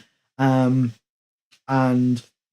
also, actually, Perez is into DRS range of Carlos Sainz. Going down the Camel Straight now, they're getting extremely close, but Sainz stays ahead of Sergio Perez on this occasion. Ocon gets past Albon, in fact, going down into La Source. A very odd overtaking opportunity there, but I guess he sent one down the inside. Albon wasn't expecting it, and he capitalized off that, but by the looks of it, Albon's going to have DRS going down the Camel Straight, so will he re-overtake him going into turn number 1? We'll have to wait and see. Stroll gets past Gasly as well, so nice job there from Lance Stroll. So here we go, down the Camel Straight. Albon stays behind Ocon. Ocon defends his lead. So a nice overtake there from La Source, and actually one of an unexpected overtake, because we don't really see that very often. Yeah. All right. So let's see now what is left. Oh, also, we've hit the subscriber goal. Very much appreciated, guys. Everyone that has subscribed, on today's stream, and all you subscribers. We've got 42,000 subscribers. I mean, that is such a big number. If you imagine that amount of people, yeah, no, absolutely ridiculous. So thank you everyone for tuning in. Do appreciate all of the support as always. And yeah, might change that subscriber goal. But yeah, okay. Back to the race though. Sainz now under pressure going through now the start-finish straight. Perez has got DRS. He's closing up. Sainz has got 3-lap older tyres. Shouldn't be making too much of a difference, to be honest. But here they come now out of La Source. Perez gets a bit of dirty air, not the best traction. But he's, of course, got the slipstream for the next 20 seconds to try and overtake Carlos Sainz. Gap now around about half a second. And that is only coming down as they reach the DRS zone. It's down to 0.3 of a second. And now we have them side by side going down the Kemmel Straight. Perez sends one down the inside, brakes a lot later than Carlos Sainz. Sainz tries for the switchback, but Perez has put his car in the exact correct position to just block him off. So great overtake there from Sergio Perez, and great defending of his overtake immediately after as well. He just positioned that car in such a way that Sainz couldn't go for the switchback maneuver, because if he did, he'd have to go so far away, so far round the outside, that he's just going to lose all of his speed. So great job there from Sergio Perez, and now it's currently a Red Bull 1-2. Charles Leclerc 20 seconds behind Max Verstappen. I mean, Verstappen could pit and he would still come out ahead of Charles Leclerc. So, yeah, pretty dominant lead there from Max Verstappen, and Charles Leclerc not doing the best job. He's on 17-lap old medium tyres. So I think he's going to go on to another set of soft tyres once these medium tyres start to wear out. And yeah. Love the stream. Who's your favourite driver? My favourite driver is Sebastian Vettel, and it's heartbreaking to see that he is, well, retiring from Formula One, you know? Yeah, but I guess everything that is good has to come to an end. So, yeah, Vettel's career as well, I guess. We are now at the halfway point of the race. Perez is out of the DRS range of Carlos Sainz, so Carlos Sainz really not having that much to do. He's now just in no man's land in between Perez and Russell, not being able to catch up to Perez with any sort of chance, really, because even if he deploys all of his battery, he's still got to close up a pretty significant gap. Otherwise, that will just be wasted. So there we go. Max and Red Bull are absolutely enjoying this race right now. Yeah. I mean, Red Bull are just like, well, we'll just show up to the race. We might not do 2 laps in Q3. And we might also just get a 1-2, by the way, and also a fastest lap, and then we'll just go home, you know? Just a standard weekend, really, for Red Bull. Yeah, so we've got George Russell there in 4th position. I mean, we haven't talked about him much all race, but he's been doing just consistent lap after consistent lap. He's done 8 laps on those medium tyres. And he could get to the end of this race. There are still, 22 laps remaining. So 30 laps till the end of the race. We definitely could see him go to the end. But what it might be, what happens is the hard tyres can reach to the end of the race. But the medium tyres, we may start seeing like really bad tyre wear depending on what the conditions are like. So track temperature is still 36 degrees. So maybe with the final 10 laps or something, we could see drivers pit onto soft tyres. Just to go for a final little bit of a sprint. Ferrari plan H for hope, yeah. I guess Ferrari fans do a lot of hoping, because, yeah, the team isn't the most competent team in the world. All right, what tyre do you reckon Max will pit for, since he's pushing hard to increase the gap? Well, I think Max Verstappen could. Well, he's done 6 laps on his medium tyres now, and he's got 22 laps of the race remaining. So if he does, he could probably do another 15 laps on the soft tyres, and then, or probably 10 laps, and then do another 10 more laps on the mediums, and then go for another soft set.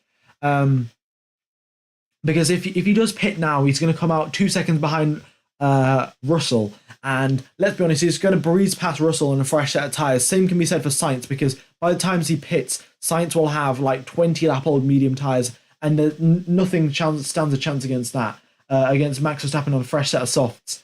And then Perez is just going to let him pass because of team radio.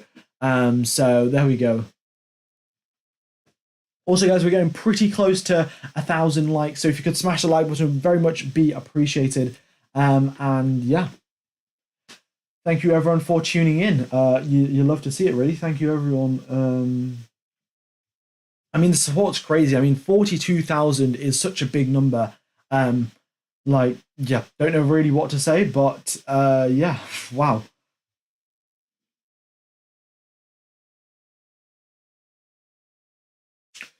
Right, so let's go now.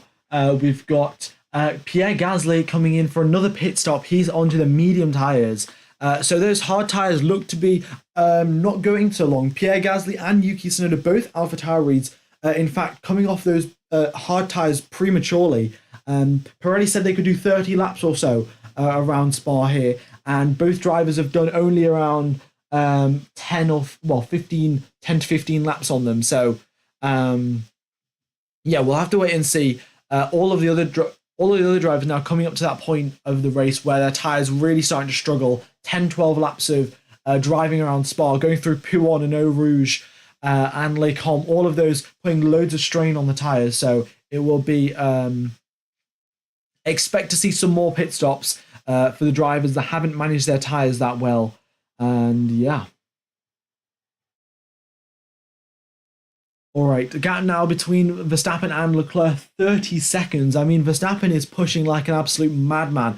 They came over the radio to tell him to slow down through the middle sector. Like, there was no point wearing out his tyres, and he's slowed down, and he's still going faster than everyone else. We've got some more team radio from Max Verstappen. Let's have a listen. Right. When you can, balance update on this compound. When you can, Feel like there's a little bit more oversteer in the medium few corners. So he's getting a little bit more oversteer, and that's typically what you don't see, in fact. Typically, you see a bit of understeer here at Spa, but I guess that's the way they've tailed the car. Also, thank you for the donation. Really do appreciate it. I don't know how to say your name, but yeah, really does help out the channel. Yeah, I mean, it's because of you guys that I can do this every single weekend. So yeah, appreciate all of the support. And thank you very much for tuning in. Yeah. Love the stream. Drink water so you don't get dehydrated. What do you think about Mick Schumacher? Mick Schumacher, well, he's currently in 17th and not doing a great job, but I think he's got a... Well, I don't know if it's the Haas car. By the looks of it, it is the Haas car. Magnussen's in 14th and Schumacher's in 17th, so the Haas car isn't that quick. But... yeah, Schumacher definitely isn't a Michael Schumacher, but not at least what we've seen of him. But yeah. All right, let's see. What else? Also, guys, if you have any questions in the chat, then do let me know. There isn't that much exciting stuff going out on track right now. There's a bit of a train behind Alex Albon. In fact, we've got Albon, Ricciardo, Stroll, Norris, and Zhou. But apart from that, we've got Alonso and Vettel battling it out. Vettel's getting actually very close to Alonso. Pretty close to DRS range. You might have to deploy a bit of battery there. But Alonso's on the medium, so it'll be a bit of a struggle for Vettel to make an overtake. Hamilton's DNF'd because he had an incident on lap number 1 with Fernando Alonso. Yeah. What's your favourite track? My favourite track? Well, I guess my favourite track to drive, I would say... Well, the only reason I say Austria is because I'm like top 500 or something on the F1 2019 game on time trial, because I spent like 3 full days. Well, no, not 3 full days. Probably like 3 weeks or so trying to get like into the top 100, top 1,000, and then I grinded it so much. So I guess Austria's favorite to drive because I'm fast at it. But Suzuka is also such an amazing track. So yeah, if you have. Oh, also, guys, the giveaway. So there is a giveaway for the Formula Neon. What it is an LED F1 wall art thing. Well, neon/LED wall art. And you can pick from 20,000 different colours. Oh no, 200,000 different colours. And yeah, it's just a wonderful thing that you can like put up on your wall, like next to your simulator or whatever. And it just looks really cool. So yeah, go ahead and check out the giveaway. It can be delivered to anywhere in the world for completely free. So go ahead and sign up for that. Also, Karina Lechuga, thank you for the $10 donation. Very much is appreciated. said good luck. Well, I appreciate the good luck. And yeah, I mean, thank you for so much support. I mean, everyone that watches the stream, likes the stream. All of you go out to help so much. Yeah, very much wonderful indeed. Science has just come into the pits now. He is boxing for the hard tyres. There's 19 laps left at the end of the race. Science comes in for hard tyres, and Vettel, in fact, Vettel gets past Alonso because Alonso's into the pits. So is Leclerc. Ferrari do a double stack. Okay, Ferrari double stacking for no apparent reason, but Sainz is into the pits. So is Leclerc. Leclerc comes out on a fresh set of medium tyres. Why would you do that? Why would you put Sainz on a fresh set of hards and Leclerc on a fresh set of mediums? If you can get to the end of the race on mediums, just go on mediums. Right. Ferrari strategy really confuses me. Yeah. Why would you put hards on when you've only got 19 laps left of the race? Can you tell me why there were so many grid penalties? There were so many grid penalties because Spa is a circuit that you can overtake on, so you might as well just take your grid penalties here and then make a bunch of overtakes rather than taking grid penalties at, say, Monaco or like Singapore, because overtaking opportunities is pretty sparse, so grid position's important. Yeah. I mean, Fernando Alonso's gone onto the hard tyres as well, but by the looks of it, Fernando Alonso's onto the hard tyres because Alpine's got a bunch of tyre wear, because he hasn't gone on the softs all race, and the reason he hasn't gone on the softs, because I presume when they did the practice thing, the soft tyres just wore out so quick, there was no point going out on them. So Sainz is onto the hards and Leclerc's onto the mediums. It's like, what Ferrari, like, okay, Ferrari. There's no Italian word for strategy. Okay, right, good to know. All right. Albon's still doing a great job of holding up that train. He's still defending against Daniel Ricciardo. So Alex Albon, props to him. In fact, if I was to do driver of the day, I would give Alex Albon driver of the day because he is, well, done a solid job that Williams deserves to be probably down in 15th position. And we've got Alex Albon holding up in 8th position, holding up Ricciardo, Stroll, Norris and Zhou. Amazing defense there. So yeah, good job. All right.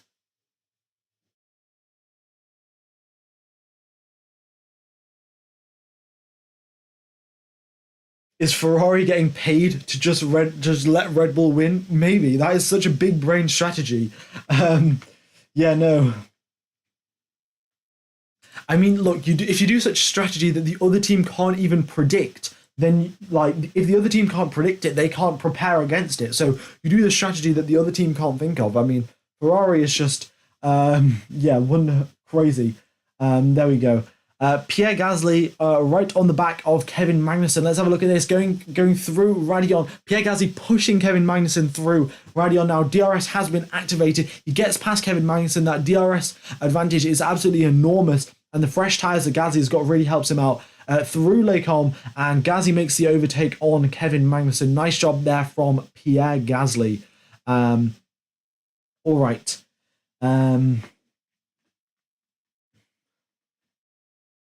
So let's see. Let's have a look at the team radio. Sergio Perez comes into the pits now. He's done 2 sets. He's done 2 laps on the, well, he's done 2 stints on the medium tires, and we'll see what tires he goes onto. It'll make sense for him to go onto the onto the hard tires, because if he goes on the soft now, he's not going to get to the end of the race. But yeah. So let's see.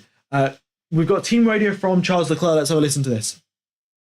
And we need 3 to 4 laps as a slow introduction. Yeah, 3 to 4 laps as a slow introduction. Yeah, don't know what happened to Stroll. Stroll just pitted and came out. We might have had a bit of a pit stop issue, and that's why he's came down so far. But yeah, 3 to 4 lap introduction. Basically, they just need to build the tyres up. They can't just go flat out completely, otherwise they start wearing out way too fast. So yeah, they're just going a bit slowly now, and you can see Leclerc's first couple of sector times weren't that quick, but his third sector now was a green and a personal best. So yeah, he's picked up that pace a bit. Sergio Perez came into the pits. He came onto the hards, which made sense for him. So he's now out on. He's got 17 laps remaining to do on those hard tyres, and he has only got George Russell left to overtake, and Russell's on 14-lap-old medium tyres, and he's 8 seconds ahead of him. How are Red Bull so good and AlphaTauri so bad? Aren't they the same engine? Well, I guess it's just mainly the fact that Red Bull have a lot better aerodynamics than AlphaTauri. So that's probably what it is. Albon just came into the pits now. He's come onto the medium tyres. Now, is that going to be a successful undercut strategy? Because Ricciardo, Alonso, Norris, and Zhou were all behind him as a train. So after all of those guys pit, does he stay out ahead of him, or does he stay out ahead or behind? Well, does he come out ahead or behind? We'll have to wait and see. Yeah. Do you think Russell or Hamilton deserve one win this podium? I think you mean one win this season. I'm not sure, to be honest. I mean, they've definitely done a good job. Mercedes have done a good job coming back from there. They were horrible at the start of the season, but then they made a bunch of progress. And then as soon as these rules changed in Spa to make the porpoising less bad, all of their pace has just disappeared, really. So we'll wait and see. What do you think about F1 removing Spa from the calendar next year? No, Spa is on the calendar next year.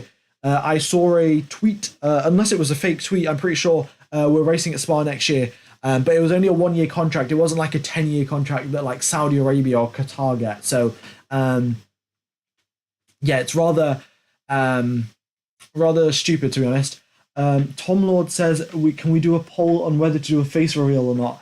I think we probably should do a face reveal, mainly because it doesn't contribute to the commentary. But let's be honest, my face is probably pretty cool. But yeah, that's probably why we should keep it hidden. Yeah. And Tom Lord, you seem like a pretty cool guy. Probably like, I think you donated before, actually. Yeah, you're the Lord of Toms. That's what you are. Very epic. Are you going to play Super Max when Max wins? Unfortunately, I can't. They copyrighted the Super Max music. So I can't play Super Max, otherwise I'll get taken down. Yeah. All right. So Charles Leclerc now up one position, overtakes Esteban Ocon on those medium tyres. So yeah, the medium tyres working out for Charles Leclerc, but for some reason Ferrari just decided to put hard tyres onto Carlos Sainz's car. Very logical there, Ferrari. Very logical. All right. What happened to Bottas and Hamilton? Bottas when Latifi spun, Bottas got taken out by it, and Hamilton crashed into Alonso at the start of the race, so that's why both of those drivers are out.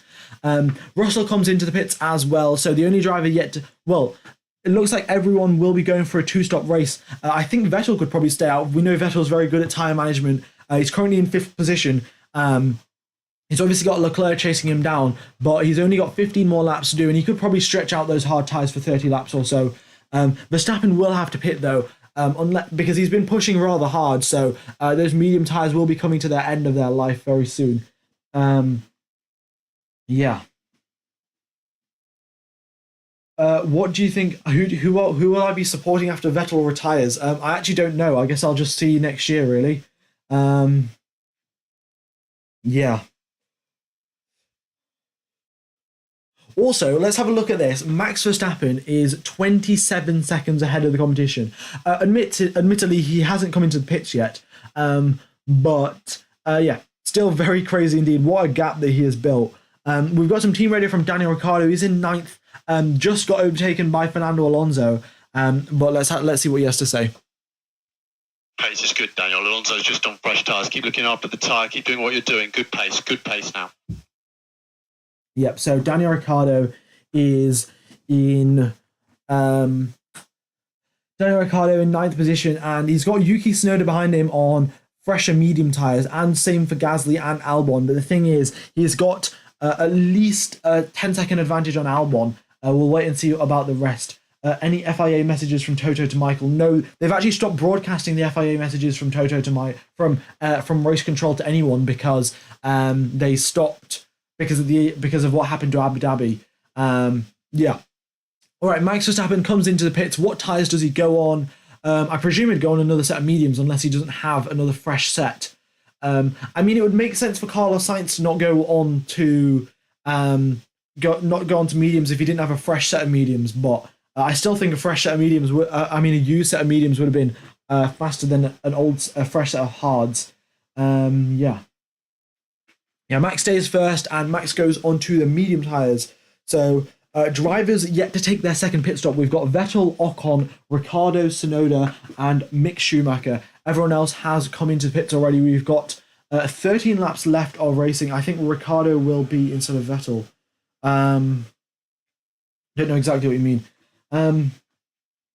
No, isn't communicating to race control. I'm not sure if they communicating is completely banned, but they've definitely stopped broadcasting it. So that's what it is. All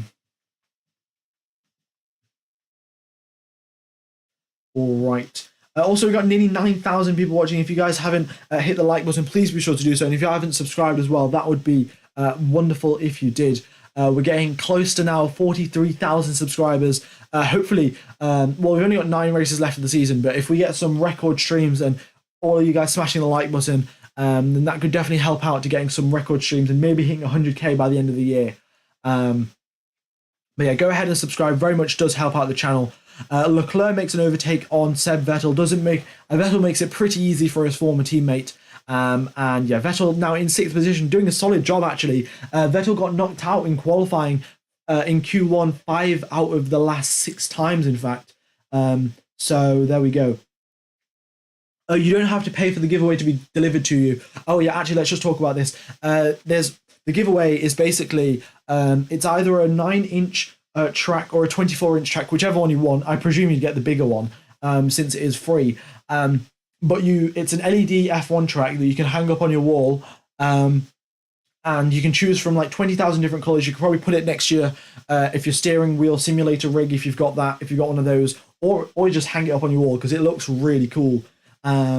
So there we go. Yeah. But yeah, go ahead and sign up to the giveaway because it really does. And if we get loads of people signing up for this giveaway, we're gonna have a second giveaway at the Italian Grand Prix. So yeah, if you don't win this one, you can get the next one. Is Neon available to add countries? Unfortunately, he isn't. The last time I talked to the person who runs Formula Neon, he hadn't slept in 40 hours and made an entire website in 16 hours. So he was pretty tired when I talked to him. So if he is still asleep, I'm not going to blame him. But we could probably sort something out. If the stream does go well, we could get another one for the Italian Grand Prix, and we'll make sure to have all of the countries for that. But anyway, let's get back to the race. We have got Max Verstappen setting purple sectors on medium tires. So nice job there from Sebastian Vettel, Max Verstappen. Lando Norris with the fastest first sector. Don't know how he's done that. But yeah, 31.5 from Lando Norris. Solid job there. And we'll wait and see. Yeah, the giveaway will work. The weather, it's completely dry. Track temperature still 36 degrees, so tyre wear is still very high. Max Verstappen just sets another fastest lap of the race. He goes 3 seconds faster than most of the competition, and 2 seconds faster than Leclerc on this lap. So, yeah, I mean, if you 10 laps ago, the gap between Leclerc and Verstappen was 30 seconds or 28 seconds or something, and now it's 39 seconds. So Max is basically gaining a second every single lap against Charles Leclerc, and the pace is very, very quick indeed. It looks to be a Red Bull 1-2. We've got 11 laps remaining of the race, a 149 in. I mean, we were getting 143s in quali. But you got to consider this, Max has still got 10 laps of fuel in his car, and he's on medium tyres, which have been used up. So yeah, still very crazy indeed. Is Lewis in his downfall? Well, Lewis has just had one DNF, but I mean, who knows really? It's just I don't know. It's too early to say if Lewis is in his downfall or if he's just having every bit of an off season, I guess. Yeah. All right. We have Esteban Ocon, who's come into the pits. He comes out on medium tires. Let's see who else is into it. Ricciardo's into the pits. He's done 20 laps on those. I mean, in fact, look at this. At the start of the race, guys, I said, at the start of the stream, if you guys were here, I said if Daniel Ricciardo ends up behind Lando Norris after starting 10 positions ahead of him, that's the reason he's getting fired from McLaren. And here comes Daniel Ricciardo out of the pit lane. He is 5 seconds behind Lando Norris. So, yeah, Daniel Ricciardo, that's probably the reason why he's not driving for McLaren anymore. Ends up behind Lando Norris. Not great. Yeah. And yeah, unfortunate for Multi-Ninja and Kies, both from Australian Daniel Ricciardo fans. Yeah, Vettel is putting on a huge performance here. I mean, he's sticking it out on those hard tyres, so he's got a 10-second advantage over Fernando Alonso, who is on 10-lap fresher tyres. Sorry. So, and there are 10 laps remaining. So yeah, everything's 10 laps, but he's got everything's a number 10. But thing is, if Vettel can hold on to that, that will be 6th place for Aston Martin, which is huge. Aston Martin haven't really had a good season, and it's probably be one of their big point-scoring races. So yeah, Vettel done a solid job. Hopefully he doesn't pit, because if he does, then it's just going to be ridiculous. He'll come out. Where's he going to come out if he pits? He's currently 50.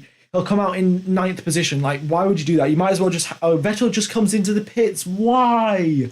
You could have just stayed out and just maybe lost like 1 or 2 positions and then still got more points. But I guess it is what it is. If he comes out on soft tires, then fair enough. But if he's on medium tires, then what are you even doing, Aston Martin? Yeah.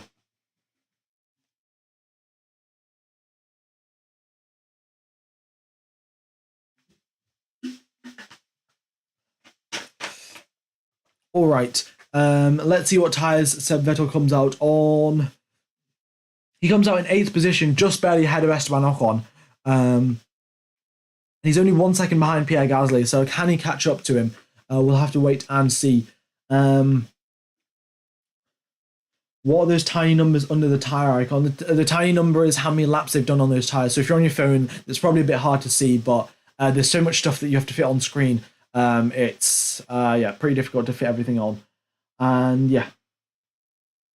All right. You know, with Verstappen like this, Ferrari looking out of control, Max is surely going to be crowned champion with a few races to spare. Yeah. I mean, he's got an 80-point advantage right now. And then with Leclerc finishing in 5th, I think it's 25 points for first, 18, then 15, then 12, and then 10. So that's 15 points that Max Verstappen gained. So that's from 80 points to 95 points. 95 points advantage from Max Verstappen with 8 races left of the season after this one. So yeah, not looking great for Charles Leclerc's championship hopes. But yeah, it is what it is. Also, guys, if we could hit 2,000 likes, that would be absolutely wonderful. If you can smash the like button, very much appreciate it. And we're getting pretty close to that sub goal as well. So if you haven't subscribed, be sure to do that as well. Yeah. By the current pace of the season, Max is going to claim World Driver Championship by Japan. Yeah, I mean, if it carries on like this and Ferrari just don't pick up the pace, then it looks to be like that, yeah. All right. Alex Albon, though, still in 10th position, holding on for that 1 point.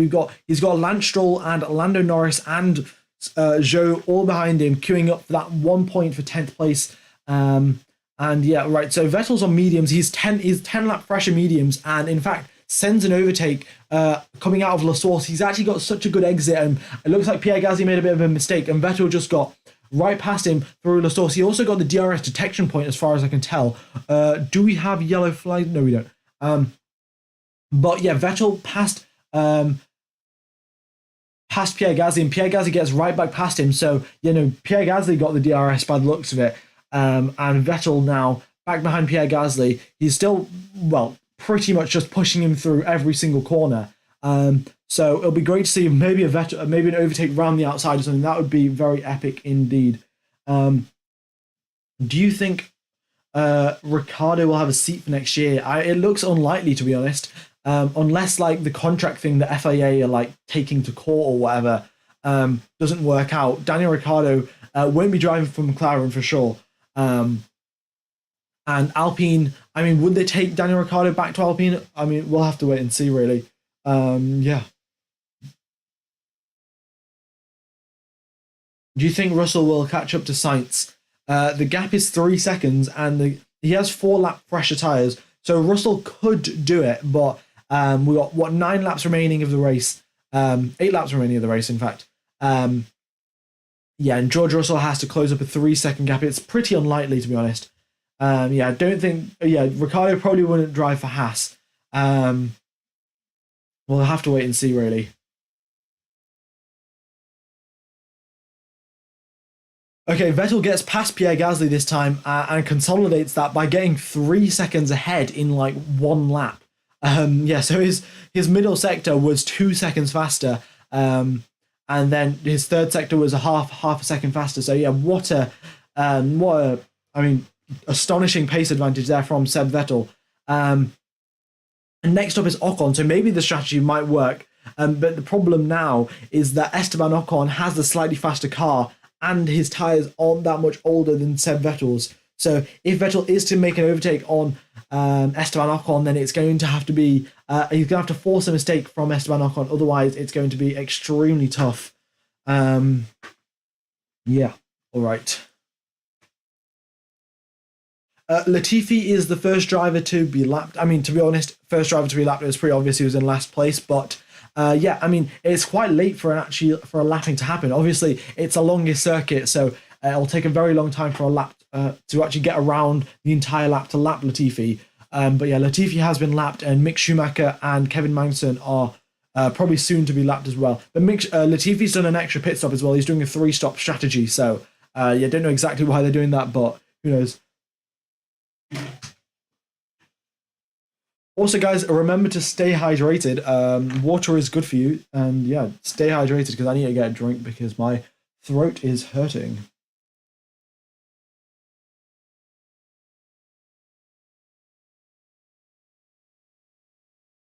Champion Med, can you explain the columns? Right, so obviously the left column is the driver's name and what position they're in. The gap is the time difference between the leader and whichever driver you're looking at. The next column is which tyres the driver's on, which tyres they were on previously. The next 3 columns are sector 1 lap time, sector 1 time, sector 2 time, sector 3 time, and then the last one is the final lap time of the overall lap time of the entire lap. So that's what the three columns are. Yeah.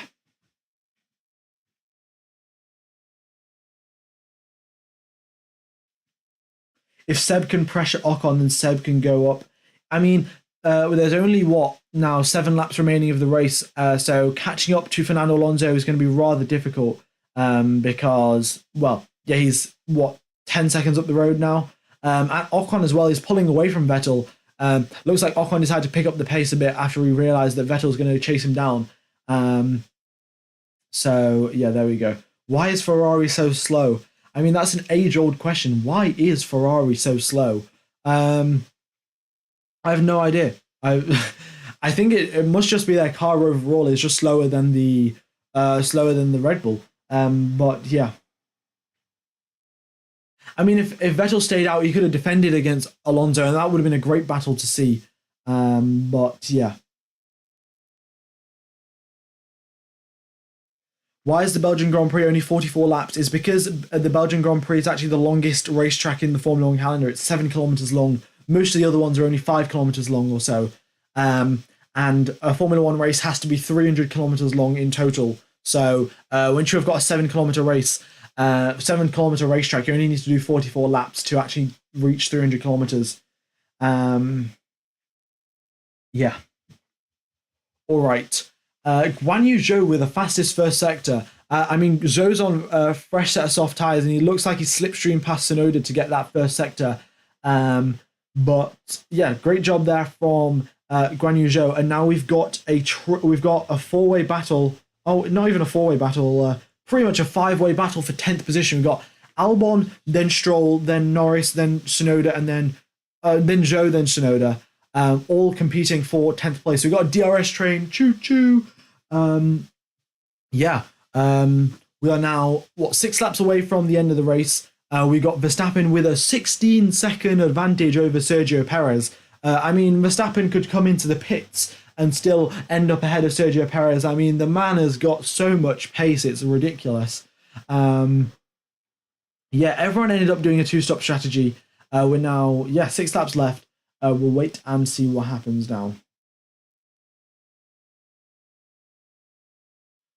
What happened to Lewis? He crashed at the start of the race. By the looks of it, Fernando Alonso blamed it on Lewis.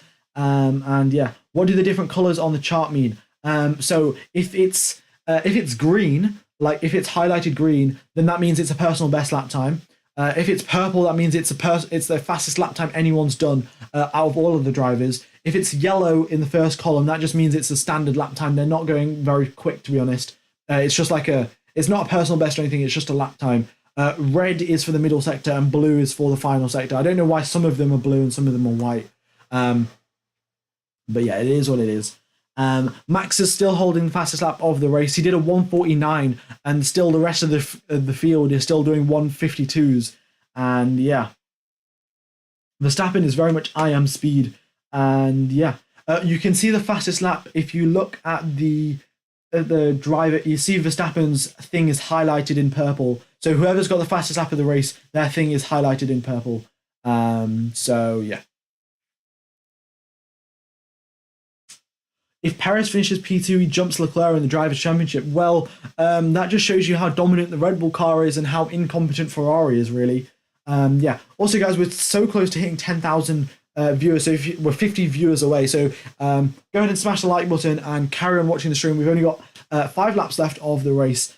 And the giveaway as well, you might as well sign up to the giveaway. It can be delivered free to whichever country that you are living in. And yeah. All right. What else? We've got 4 laps left now. Verstappen is still cruising comfortably and still faster than Sergio Perez somehow on every single lap. 96 points ahead. Yeah, that advantage just keeps on growing. We've got team radio from Esteban Ocon. Let's have a listen. Okay, mate, so 6 laps to go at the end of this one. The cars are going to stay in position. Okay, so we're going to stay in this position till the end of the race. So they're deciding not to switch around Albon and Ocon, Alonso and Ocon. And that's to be fair. I think Fernando Alonso was the driver who was in the lead for most of the race, so it would be a bit unfair to switch them around like this. So that's what it is. Do you think Ricciardo behind Norris with grid penalties, or Ricciardo will retire with his poor performance? I mean, he's not going to retire from this race, but he's definitely going to retire from Formula One. It might be at the end of the season because of his poor performance, or he might go back to Alpine. I mean, it's tough to say what's going to happen, really. Yeah.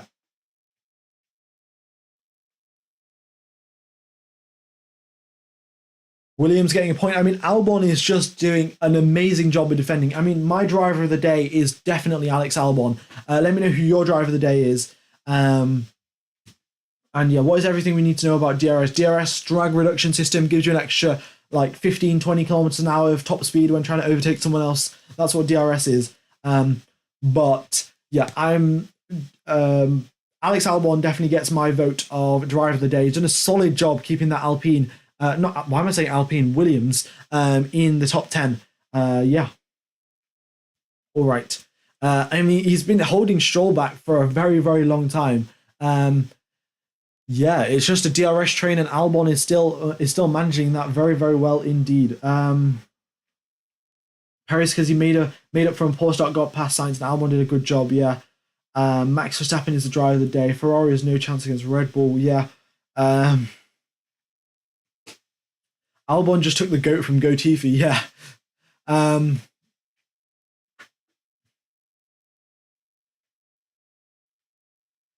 Yeah, I mean, what 96 points. That is absolutely crazy. Going the last time there was such a big championship deficit was, I think, 2013 when Vettel was dominating so much back in 2013, where he won like 9 races in a row or something. That's the last time there was such a big gap at the summer break between the drivers in first and second position. And yeah, that gap is still, well, yeah, that's what the gap is. So Red Bull very much dominating. Maybe Verstappen could go on to match Vettel's record. I don't want him to beat Vettel's record, preferably not even match it, because Vettel is my favourite driver. But yeah, records are there to be broken, in the famous words of Michael Schumacher. Russell, in fact, getting closer to Carlos Sainz. We've got 4 laps left of the race. The gap is coming down to 2 seconds between Sainz and Russell. So Russell is getting closer and closer to Sainz. We could see a little bit of an attack right at the end of the race. I mean, Russell probably has some battery saved up as well. And his laps are 4 laps fresher. His tyres are 4 laps fresher, not his laps. Also, guys, we are 236 subscribers away from hitting that subscriber goal. So if you guys could smash that subscribe button and the like button, it would be very much appreciated. And we've got 10,000 people watching as well. So thank you everyone for tuning in. By the way, I stream for every single weekend, qualifying and the race. So all of your support is very much appreciated. Also, what else was I going to say? The giveaway, Formula Neon. It is a piece of wall art. Loads of you guys have probably heard this, but piece of wall art, and it's just, you can pick from any F1 track if you do win the giveaway, free delivery to your country. So go ahead and subscribe, go ahead and sign up to the giveaway, and subscribe and hit the like button. Yeah, there we go. But now we've got the final 3 laps of the race now. Max Verstappen coming up to Mick Schumacher and Kevin Magnussen to lap them. We're actually getting very close to, wow, I said subscribe and we almost had like 30 people subscribe immediately. Thank you everyone for subscribing. That is wonderful. Science is getting shouted at box this lap. Really? Is he? Let's have a listen to the team radio. No, I mean, I don't see any of it. We've got some team radio from Guan Yu Zhou. He's in 13th position behind Lando Norris. Let's have a listen.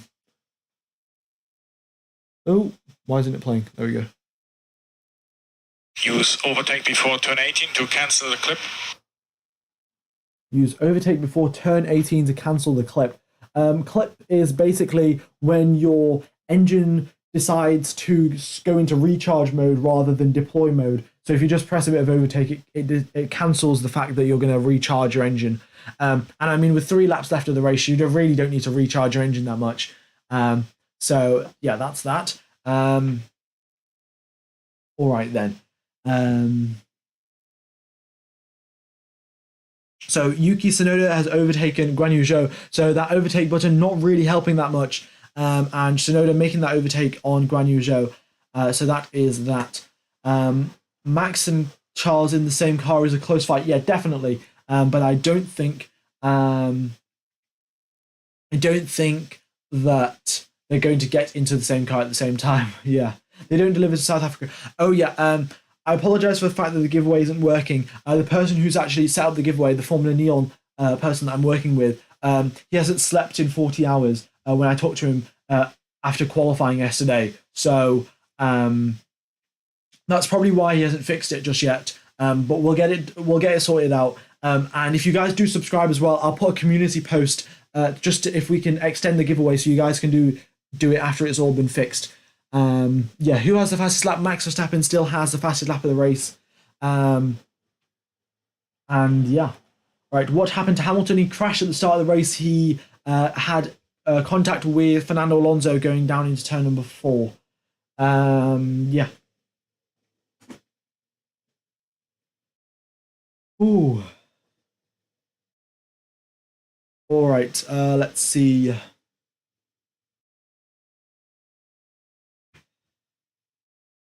So now we're coming up, we're only, 13 subscribers away from the goal. So if you haven't subscribed, that would be appreciated. Leclerc comes out of the pits.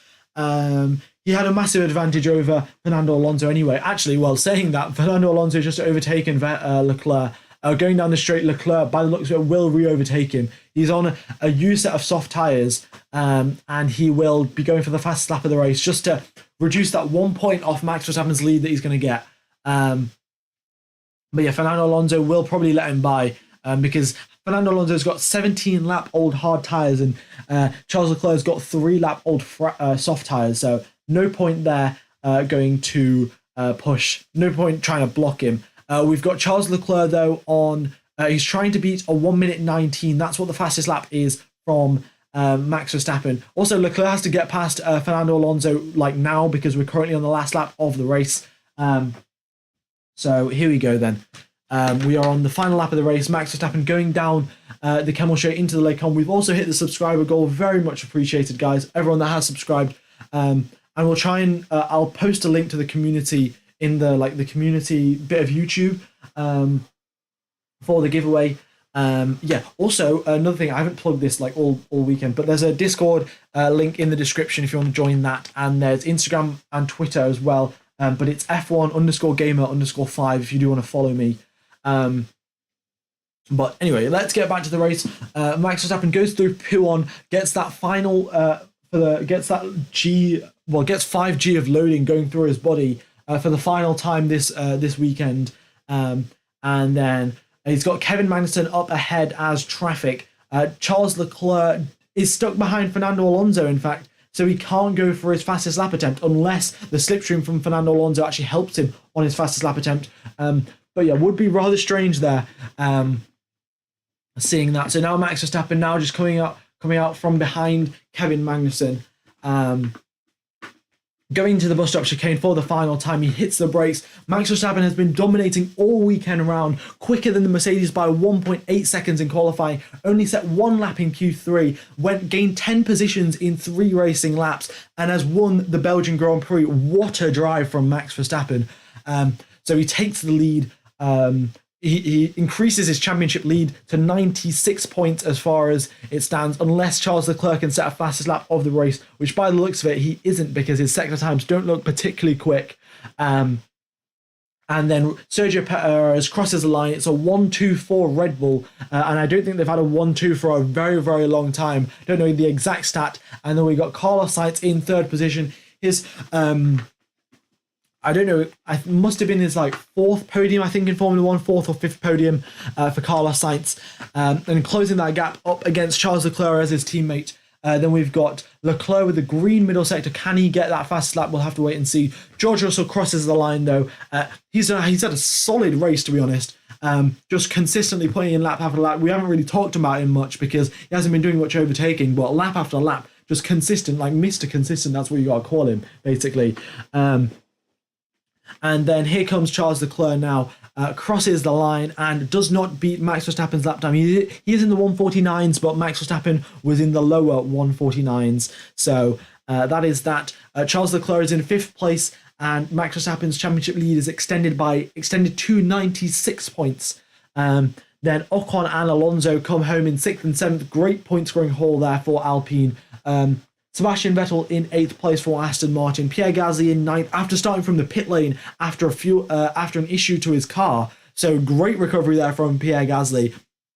And Alex Albon crosses the line in 10th position, and he's done it. He's scored that point for Williams, which they didn't really need, but they definitely needed it because they haven't scored points for absolutely ages. But Williams definitely done a great job signing Alex Albon, and Albon doing a great job in that Williams. He had the fresh engine, he had no drag whatsoever, and he defended against Stroll, Norris, Tsunoda and Zhou for the best part of half a race. So absolutely wonderful there from Alex Albon. Thank you everyone for tuning in. We've still got 10,000 people watching. If you haven't subscribed, please be sure to do so. If you haven't hit the like button as well, that would be absolutely great. All the drivers now just lining up, going into Parc Fermé. And there we go. That has been the Belgian Grand Prix. Yeah, what a race. Are the cars bunching up as shown on the map? No, because the lap is so long at Spa and the pit lane entry is after the first corner, the rule is after you finish the race, you just spin it round after turn number 1 and you just drive backwards through the pit lane back into the pits. So that's why they're all bunched up, because their GPS thing is kind of glitched out because you're not expected to go backwards around a racetrack. So that's why their GPS thing is all bunched up and it's broken. But yeah. All right. When is my next stream? My next stream is next weekend because we have got the Dutch Grand Prix. And yeah, that's very exciting. We've got Max Verstappen's home race. He's been dominating. We'll wait and see how that goes for him. And yeah. Also, guys, if you could, if any of you having issues with which country the giveaway isn't delivering to, if you could just let me know what country that is now in the chat, and I'll let the Formula Neon guy know, and then we can sort it out for the next time, or if we could, or we'll probably get it sorted out for later on as well. But yeah, if there aren't any countries that are working, then just let me know. Yeah. Right, wow, what a Grand Prix. Fastest lap was by Max Verstappen, and yeah, Belgium, Norway, Qatar. Okay, I will I'll let him know. So that is that. No giveaway in Australia either. All right. Yeah, Australia. Yeah, no. Okay. I'll get that all sorted out so you guys can sign up for it. Just make sure to check out the community page probably today or tomorrow, and we'll try and delay the ending of the giveaway so you guys can all sign up. And yeah. All right, we've still got 5,000 people watching. Thank you everyone for tuning in. It's been a pleasure commentating to you guys. And yeah, hope you have a wonderful morning, day, afternoon, evening, or night, depending on where you are in the world. And I will see you next week for the Zandvoort Grand Prix.